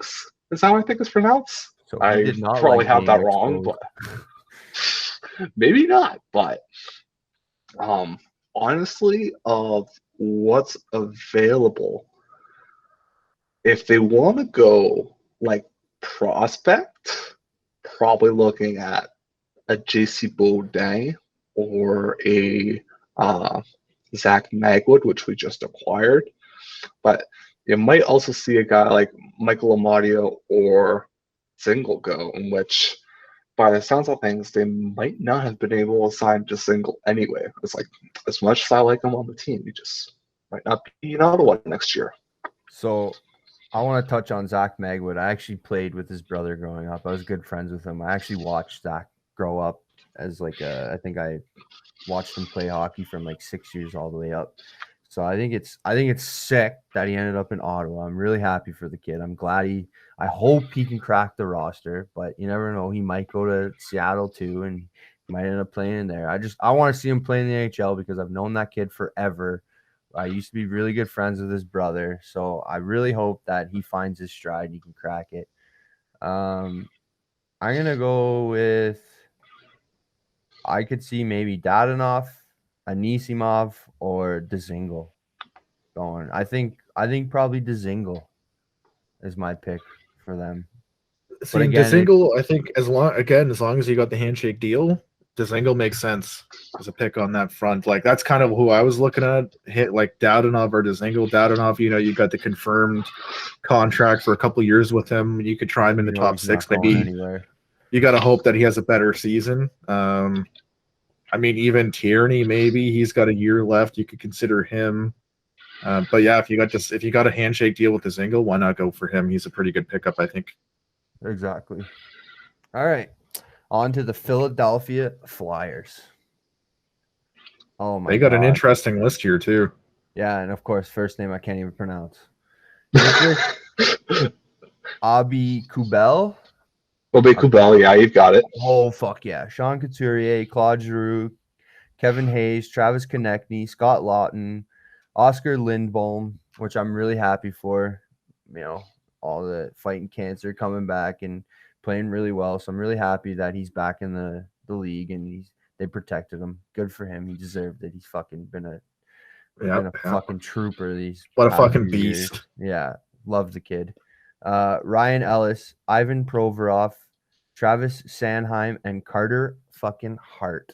Gonna be a stud. Yeah, they got some interesting unprotected guys on this list here. I'm gonna say my pick is gonna be Ghost Bear or JVR. I think JVR would be a great veteran to bring in. He still can kind of put up numbers. Ghost Bear, I kind of lost his a step there, but I still think he'd be a solid, bottom probably four or five defensemen on your team. I think he'd be a great add. And I think Voracek, I don't think Voracek because I believe he's still got a massive contract. He's making 8.25 for the next 3 seasons. It looks like so UFA 2024. I think that's a little bit too much to go on for him. He's not the player he used to be. He's still a solid guy, but I don't see them taking it. So I'm gonna go Ghost Bear. I think they take Ghost Bear. Ghost, he's a player I'm considering too, and it feels like Philadelphia wants to just get rid of him in this case. Like they've been wanting to trade him for a while now. So if anything, getting him just taken in the expansion, they probably wouldn't be too upset about it.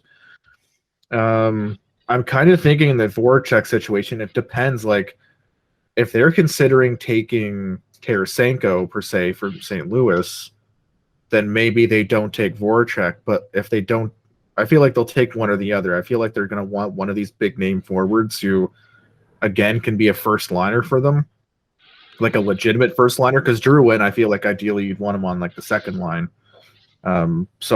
When you have names like this come up, you might want to grab one of these guys, at least either Tarasenko. Maybe you take the risk on him that his rehab and surgery has been going well and that he can play up to like at least close to what he was before, because he used to just be a straight up killer. And I mean, Voracek too, he's a pretty good sniper. Again, he's been kind of faltering, but maybe you take the chance on him. I feel like one of those two guys, maybe they even take both, but that's another guy you can slide into the top 6 too, is Voracek. Exactly. And that's the thing, is like at this point, I think they might be looking at, okay, we got some bottom 6 guys, we got some defense, our goalie situation looks good. We need to start getting a little more top heavy. Why not go for Voracek, especially if you have the cap space to do it? I mean, the thing too is, if it doesn't work out, maybe you flip him in another piece, like kind of do what Vegas has been doing, where they've been kind of mixing and changing guys up as they've been going along the last 4 years, right? And they've been a pretty solid team. So Yeah. Maybe they move some of these guys as well, or they consider, okay, let's try them this year, and if it doesn't work out, let's make a trade or make a move. And I'm sure there's a team out there somewhere that would take Voracek off. Exactly, right? Like, that's a pretty solid player. Yeah. Honestly, I think in this case it'll be JVR. Because it's like Ghost Despair is kind of fallen out of favor in Feyenoord's lineup. So it's like that's maybe why they want to expose him. Because it's like I think it's just a relationship there between coach player, and then it's just the Voracek contract. I think it's just a tad much. That's all. Yeah.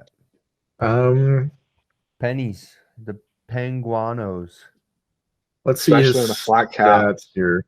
And JVR did pretty solid last year, actually. 43 points in 56 games. I mean, that's not really for $7 million. Like, it's still he's got a decent hit, but that's what he's making.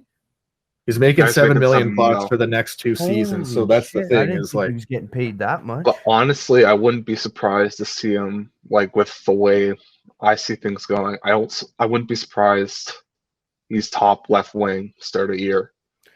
Seattle should pay a fucking pull at Tampa, sign literally all the big name contracts, take Price, bring them back for game 1 of the playoffs, fucking march to the cup. But Kucherov was actually injured, so it's like, can you really be bad? Yeah, he got like a surgery that put him out for 4 months or something, right? You can't be mad at Tampa for doing that because they voted against it a couple of years back. They were one of the only teams to vote against it. So you can't be mad at them for taking advantage of something that's written in the rules and that's legal to do. So you honestly can't be too mad at them. Sorry, I got VTech coming over here trying to bug me. It looks like he's like wandering around on the shelves that I don't want him to be on, and I'm like, no, knock anything over. He's like right by the router. The cat strikes. We're gonna see that fucking China cabinet in the background just come crashing down. Luckily, he's not there. He's like freaking over here by the computer desk. He's gonna wander over there. He sees it. He's like, oh, anything, he's like, this stupid human's doing shit. I'm gonna fucking ruin it. Shall we move on to the Pittsburgh Penguins? Here he is, right here, being a little shit disturber. Yeah, look at his face. Like, he just looks like an asshole, doesn't he? Yeah, he's like, you better fucking put me down, or I'm about to scratch your fucking face off, buddy. Yeah, get out of here. All right, enough cat talk. Move on to the Pens. Who's got this one? Is this me, or is this Tyler? No, I just did Philly. Okay, so it's Pittsburgh for me. Okay. So protected, obviously they got Crosby, Melgen, no brainer. Jake Gensel, Brian Rust, Kasperi Kapanen, and I feel like you got to protect him after what you traded. Toronto, pick him up. Jeff Carter, which I thought maybe they would underprotect him, but hey, I guess they really liked him. Teddy Bluger. Then you got Chris Letang, Michael Matheson, Brian Dumoulin, and Tristan Jarry. Which you got to keep him after giving up Murray. Teddy Bluger. What a and honestly, they actually got some decent forwards here that you can kind of go off of, like Brandon Tanev, Jason Zucker. Those are kind of the 2 guys that I would be really looking at if I was Seattle. I've always been a big fan of Jason Zucker. He's like just a good grindy player. I could kind of like, I guess, Zach Hyman type player. He can get the puck in the boards. He can score goals. He's kind of like a pretty good utility guy. So if I was Seattle, that's who I would kind of go for in this case, even with his, he's got a $5.5 million cap hit. But again, I feel like you could sink it and take it at this point in time.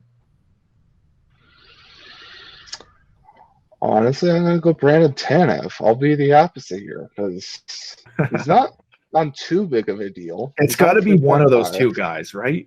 It's got to be. I'm thinking that's even when I was going considerations. It was Zucker or it was Tanev, and which the Tanev here, so he's 29, so he's getting up into those 30s, but you'll still same age as Zucker. Points. He's making $2 million less than Zucker. He signed for another year longer than Zucker, and you'll get a point every game essentially out of him because he had 16 and 32 this year. So why not take a flyer on Tanev? Why not? Yeah, that's the thing. I feel like it's got to be one of those 2 guys, and it will all probably kind of depend on, I guess, who's maybe it will be just the cap space at the end of it if they think they're even players in those cases, right? Sounds like the boss is home. The boss is home. Howdy. She's in the stream. Tell her that she's Oh, joined this. She's part of the super. stream. She's part of the recording now. Yeah, you're being recorded right now. Just so you know. Hey, but she was recorded giving you food, so like that's pretty cool. Yeah, I know, right? What a wicked move. Thank you. Yeah, I'd say probably I was gonna say Casey DeSmith, but I didn't realize he was 29. He put up okay numbers, but he might be a solid, number 3 option for them. So I could see that. He's got a 1.25 cap hit for the next season. But I think I'm going to go Tanev as well. I think they're going to take Tanev. Yeah, exactly. It seems like it's leaning that way. All right, Trevor, you got San Jose, one of your accursed teams since they took Erik Karlsson from your boys. They've taken Erik Karlsson, but it's weird. Like, you think they'd be in a better position in which they are, but they seem either it's a retool, it's a rebuild. They got some. They're just too old. It seems like, in my opinion. Like, yeah, they've got to make some moves.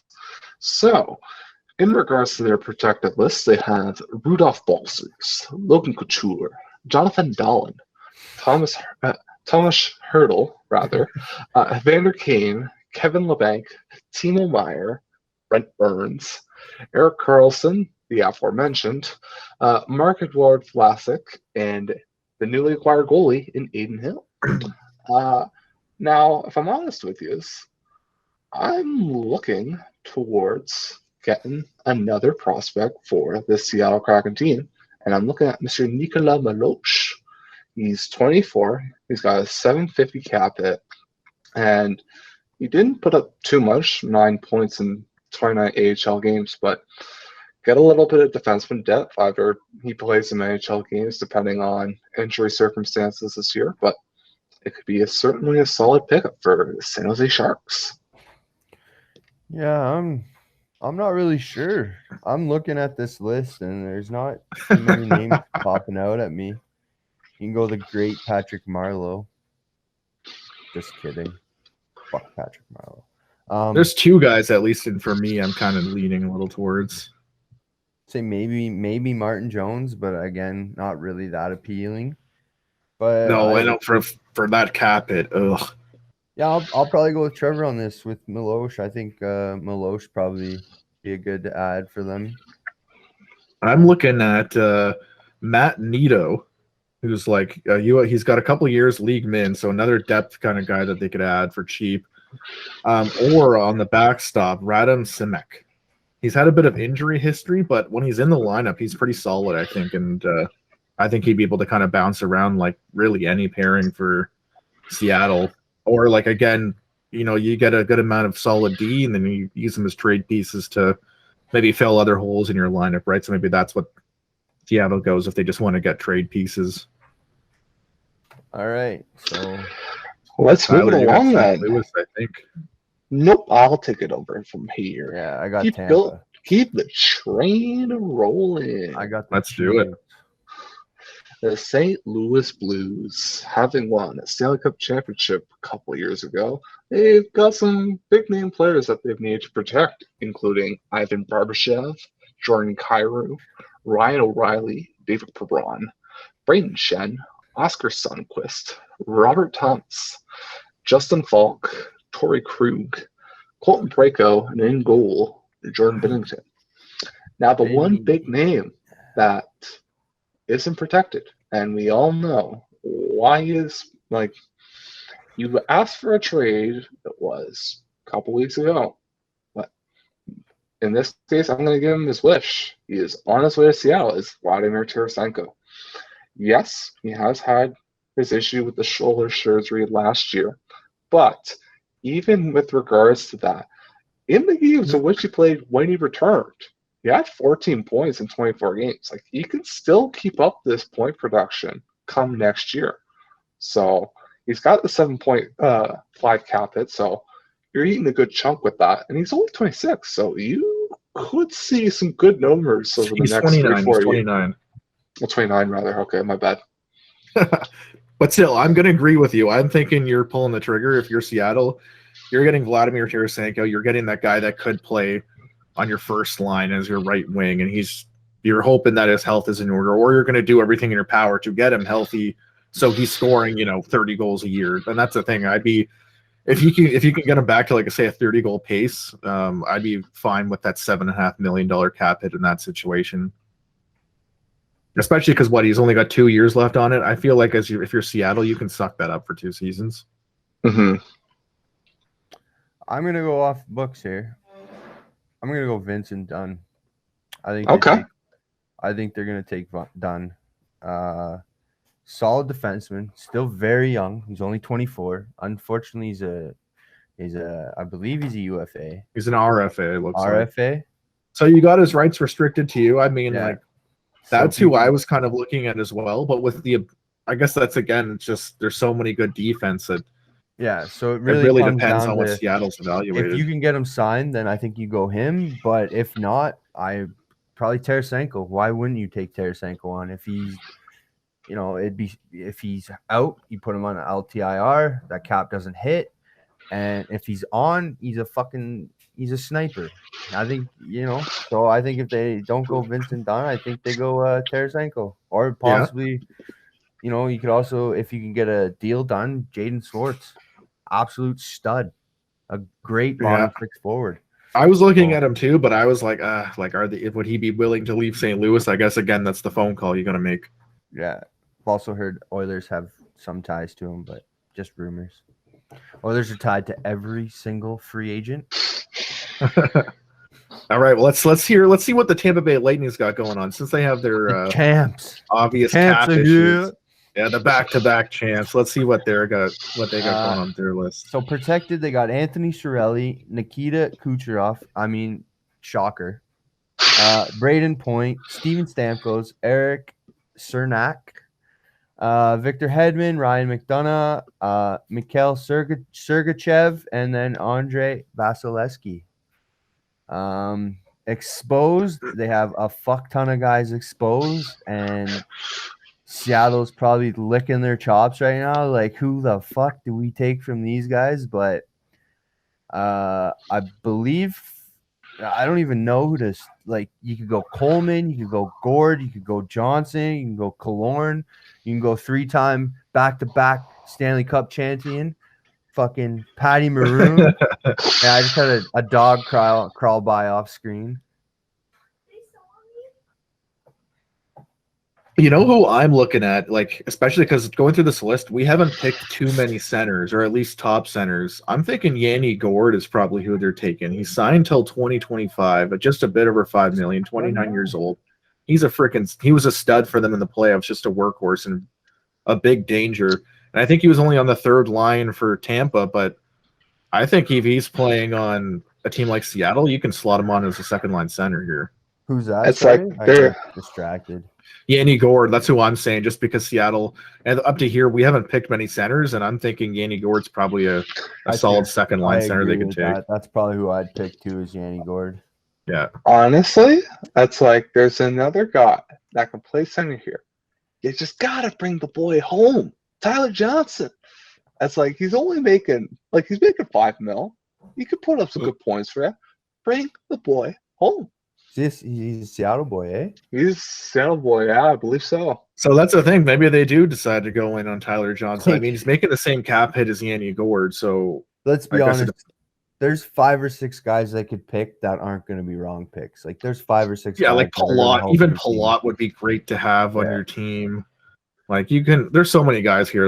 You wouldn't be, even David Savard, you could try to get him and freaking, as long again handshake deal, that's a big defenseman that you could throw in there. Yeah. He's from the state of Washington, so he's not exactly Seattle born, but in the state of. So pretty much he's still pretty much a hometown boy. Pretty much. All right, let's move on to the worst team in the NHL. You mean the greatest team to ever exist, the Toronto Maple Leafs. And they did something interesting because when they picked up Jared McCann, I kind of thought, okay, they're going to go 7 forwards, 3D, 1 goalie. But no, they still went 4-4. Obviously protecting the big 4, Austin Matthews, John Tavares, Mitchell Marner, William Nylander. And it looks like they want to keep the D core they had last year, which was Jake Muzzin, Morgan Riley, TJ Brody, Justin Hall. And then obviously we kept Jack Campbell since he had his like pretty big season there. Wow, I they don't didn't know if we're going to protect be keeping Hutchison? Frederick Anderson. I'm So fucking rattled.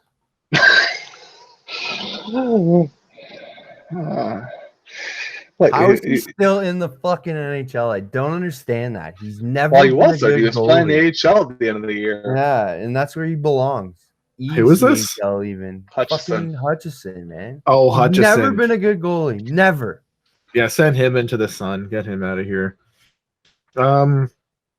Honestly, yeah, like if I'm Seattle, I am probably eyeing up Alexander Kerfoot just because we haven't gotten that many setters. Like when we're going through this list, we've been getting a lot of wingers, a lot of D. We've had good goalie options, but center wise, we haven't had too much. And like I like Kerfoot. I thought he did great during the 7-game series with Montreal. He's one of our best players. I feel like it makes sense for them to pick him in this case, and I'm assuming that's why the Leafs picked up McCann. Is like, okay, now we at least, one of those two guys will probably get picked, or maybe on D they take Travis Dermott. But I'm thinking you got to take Alexander Kerfoot. We haven't had too many big centermen come up during this expansion draft list, so he's probably who I would take if I was Seattle in this situation. I agree. I'd probably go Kerfoot as well, but they called Hyman. They had a conversation with Hyman just to see where he's at. I mean, hey, if they want to take Hyman, sure, I'm totally down for that because then I get to keep, Kerfoot, McCann, and Dermott. Like, you don't lose a guy. Like, we're losing Hyman anyway, so it's almost like, sure. Exactly. That's huge for Toronto. If Hyman gets taken, that's huge for you guys because, like you said, he's gone. He's not going to sign in Toronto. You guys don't have the money for him, so he's gone. I don't know where he's going. Probably the Oilers. But well, that's the thing. If Seattle takes him, then I guess I'm assuming they would have a deal in place for Hyman. And I mean, hey, I think he'd be fine there. Like, obviously being a Leafs fan, I've loved Hyman. I think there's a reason why he has such a huge, I guess, demand or like request when it comes to getting this next deal. I don't think it's worth paying him what he's asking, which is why the Leafs aren't keeping him. But there's going to be a team that's going to sign him for 7 years at $6 million per year. $70 million between 5 forwards. That is. What are you thinking, Trevor? We haven't heard your opinion yet on this. Honestly, I think this if this trade, I think this trade with Pittsburgh, as just like instead of getting McCann, being that you've left him unprotected, you've essentially been traded Kerfoot for Hollander and your 7th. Because honestly, I think McCann's the better player, and being he's unprotected, I think he's the one that they'll go after. Be a solid move by Dubas.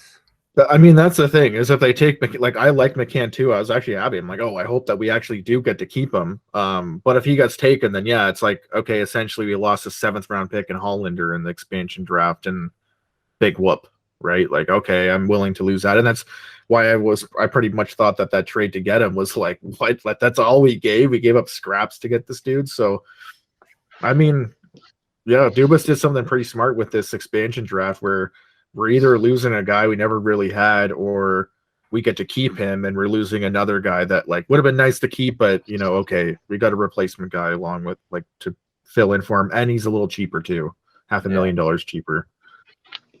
I think either one's probably a solid ad, Kerfoot or McCann. Mm-hmm. Exactly. All right, let's hit up the Vancouver Canucks. Let's see what they got going on here. To the West Coast, to the Vancouver Canucks. So protected, they have Brock Besser, they have Jason Dickinson, who they just got off at Dallas, Bo Horvat, JT Miller, Tyler Mott, Tanner Pearson, Elias Peterson, Ole Ulevi, Tyler Myers, Nate Schmidt, and their goalie they've gone with Thatcher Demko over Braden Holtby. Now, you gotta look at some of these players. It's like, okay, there's some names that they might want to pick out, like Holtby and maybe a Beagle, maybe a Bailey, maybe a Berchi. But the fact that this draft is happening this year and not being delayed, I think Seattle might be able to take advantage of getting away with a prospect that's only 22 years old in Jonas Gadjevich. It's like the numbers that he put up, I was like, oh, he nearly put a point per game in the AHL last year, and his cap hit's 783, 333. But that's like you can get a really good prospect with this pick. Yeah, so that's the thing. I'm actually in agreement there because that would be a pretty good pick.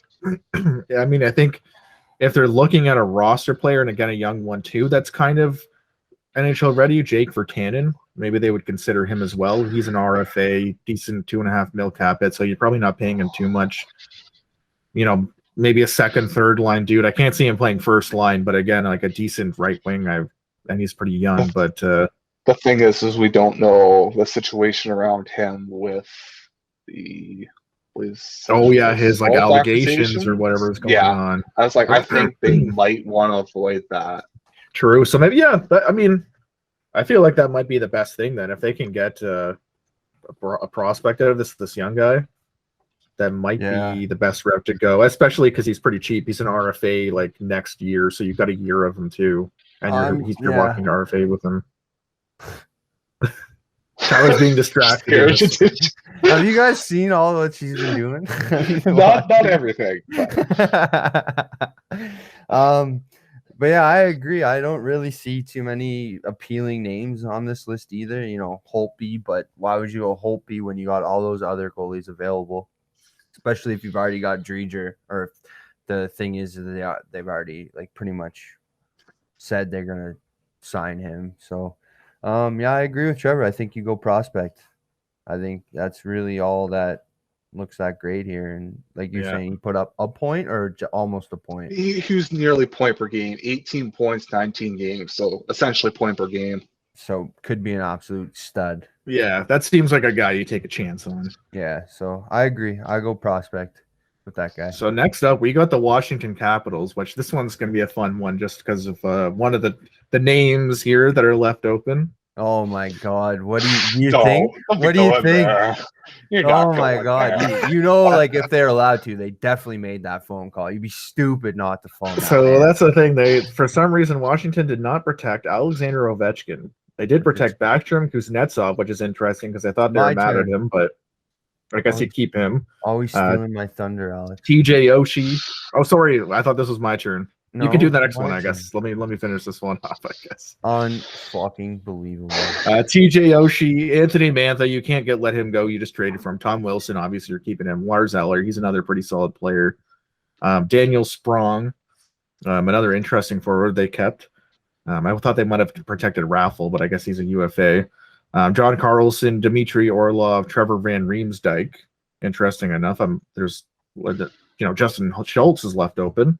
And then they got Ilya Samsonov on the goaltender protection there. So, I mean, again, you got the handshake deal. I mean, I would call up Ovechkin and be like, dude, come on, come play for Seattle. We'll give you whatever you want. Whatever you literally have $0 on your cap right now. So you could give that man whatever the fuck you wanted and then just build around him. So why the fuck wouldn't you call that man? Exactly. He's been in Washington his whole career. Exactly. You really could have taken him, but he's like got like, let's say 3 years at most, if that.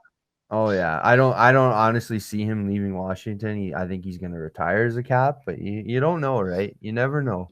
That's the thing, right? Like if he's gonna play for you, you're fucking taking Alexander Ovechkin. But let's be realistic and assume Ovechkin's already told him like, "No, I'm sticking around the Capitals. Don't bother picking me." Yeah. There's still a good amount of other picks here that like I wouldn't mind taking. But I'm probably gonna go with Justin Schultz in this case. I'm $4 million. He got a year left. Right-handed D. He can slot in your top four.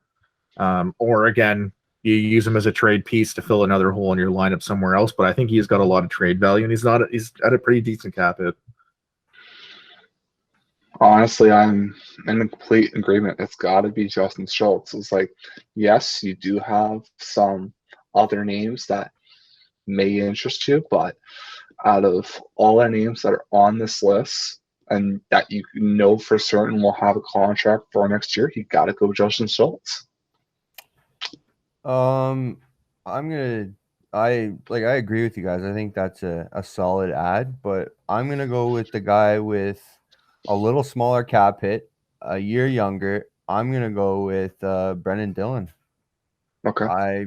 He's almost identical. He's not as good offensively as Justin Schultz, but he's a solid shutdown defenseman. He's a good brick house. Yeah, he's always been a good defenseman wherever he goes. I mean, I was listening to him on Spit and Chicklets. He's pretty excited to finally got settled in Washington. So I think he'd be a little pissed if he had to move back to fucking that side of the country, back to Seattle. So I don't know. But yeah, I'm gonna say Dylan. I think he takes Brendan Dillon. All right. Take Brendan Dillon. I mean, I feel like either choice, you're not really too upset with whoever you're getting out of that. So Winnipeg Jets, I think, are the last team now. Tyler, take it away. You did this to me on purpose. I didn't, but you it's guys even were funnier talking now. off screen. You're like, no conversations were had here. I'm gonna steal Washington from Tyler and make him do Winnipeg. Wouldn't that be fucking hilarious? Like, you can check the chat logs. Right? No, this that was just how it went, man. I saw Washington with Ovechkin unprotected, and I was just getting all giddy. You got hard over Ovechkin. Oh yeah, I gotta jump on this prematurely and everything. Exactly. No. All right, so no bitterness here. The Winnipeg Jets protected Kyle Connor, Andrew Kopp, Pierre-Luc Dubois, Nikolai Ehlers, Adam Lowry, Mark Scheifele, Blake Wheeler, Josh Morrissey, Neil Pionk, Logan Stanley, and Connor Hellebuck. I mean, I would have exposed Hellebuck. He's not a good goalie. yeah, sure. You just don't want the guy just won the Vezina last year, but he's not good. I know. Honestly, I see a few names here. Like I see a few names like maybe Stastny. Like why not take a shot at Stastny? But realistically, I'm gonna say Mason Appleton. I think, solid fucking forward. I think they're gonna take Mason Appleton. I think. That's my pick too. I think it seems pretty obvious. Like he's probably who they're taking. A good young player, RFA. Looks like $900,000 he made last year. I'm sure you don't have to upgrade him for too much. Or if if you've already gotten too many forwards, I'd say Dylan DeMello too. Solid defenseman. Could be and he's locked in for a decent cap hit for a few years too. So DeMello wouldn't be a bad pickup either. Like based on the forwards you've already said, you might be able to pass on Appleton and still have a solid top 12 and. You might just say fucking go DeMello. Like I think that'd be a solid ad for them too. It's like to this point, I'd only pick the two goalies in Driedger and Kapanen. Rather. I've kind of done so purposefully because a goalie that Winnipeg is exposed here, and it might not be the goalie you're thinking. I'm thinking Mikhail Burden. So he's 23 again. With most players, when you're talking prospects, near league minutes 750. But in 30 AHL games last year, had a 289 goals against and an 897 save percentage. It's like to have a goalie do real well in the AHL. It's like if he can develop over the next couple of years, he might take over backup or could possibly even be the starter if things fall his way. Yeah. Might as well, right? Why not take a shot at a guy that could develop into a number one? Yeah, exactly. That's the thing. And I mean, like we only had 3 goalie selections, I think, or maybe 4 with the Smith.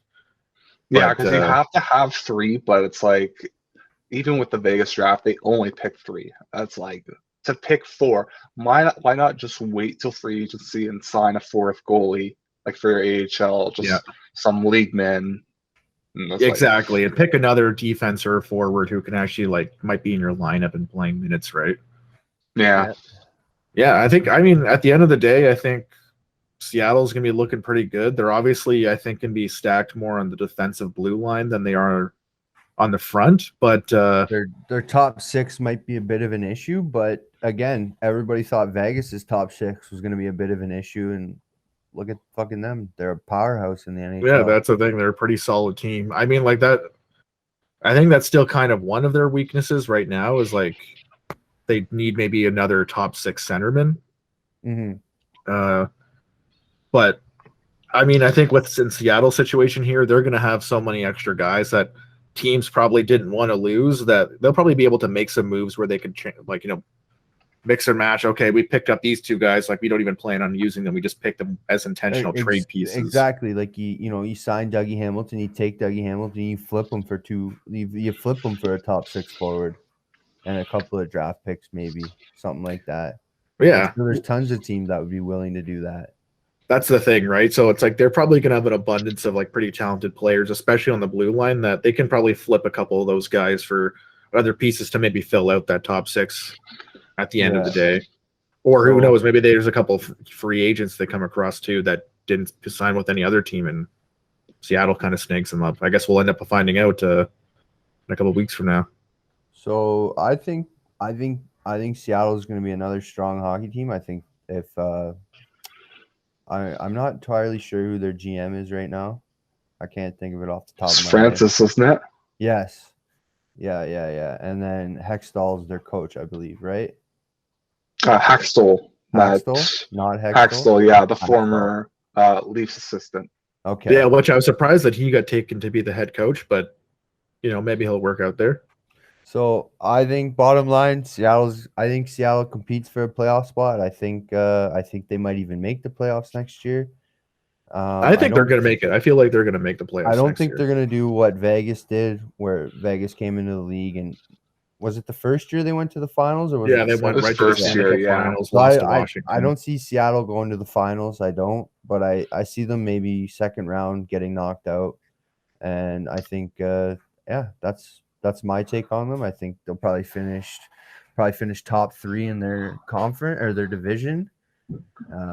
Maybe even a wild card spot, but yeah, I think they might win a round and knocked out in the second by the Oilers. Only time will tell, but if that's like looking at the names, they'll certainly have a solid team, but maybe this first year just like be out of it, like be like essentially, so it's like you've got your top 3 in each division, your 4-5 or your 4-4 depending, or essentially they'll be either that 5th in their own division and the 2 4ths, or they'll be down in 6th where the 4th and 5th from the Pacific be the wildcard teams. I think we'll see. I think another thing that's going to hurt them is because when Vegas came into the league, nobody had game film. Nobody really knew how to play against an expansion team. But now the league's had a few years playing against an expansion team. They kind of understand how to study an expansion team. So I think that's going to hurt Seattle a bit too. Each team, the league's definitely like learned a little from the Vegas draft too, because with the Vegas draft, they were, teams were making like trades like, hey, don't take this guy. Here's a first round pick, or here's another player. Like they were getting free things just to avoid having players get picked up. But this year, it seems like teams have just, accepted it. Like, all right, we're going to lose a guy. What's the point of trading 2 guys away in a draft pick just to like avoid one dude getting picked up? Like, screw it. Let's just accept it. So this year, it seems like there hasn't been as much movement between Seattle and the rest of the league. I think it's just because teams learned like after the Vegas ordeal, like, okay, we fucked up here. Let's not do that again this time around. Let's not build a fucking powerhouse. Exactly. Anyway, boys, I think our first stream here, first show, we did pretty well. I think we've hit about like 3 hours though, so we should probably wrap it up. Holy fuck. Yeah, I know we had a lot to talk, but I mean, there was a lot of trades, expansion, and all that stuff. But I guess we'll see how the next show goes. We're gonna have a lot more to talk about too, with the expansion draft finally being complete. Well, boys, first one for the bottom 6 in the books. It was a fucking great time, boys. I can't wait to shoot the next one. Oh yeah, we'll catch you guys later on the next until next time podcast. Yeah. All right.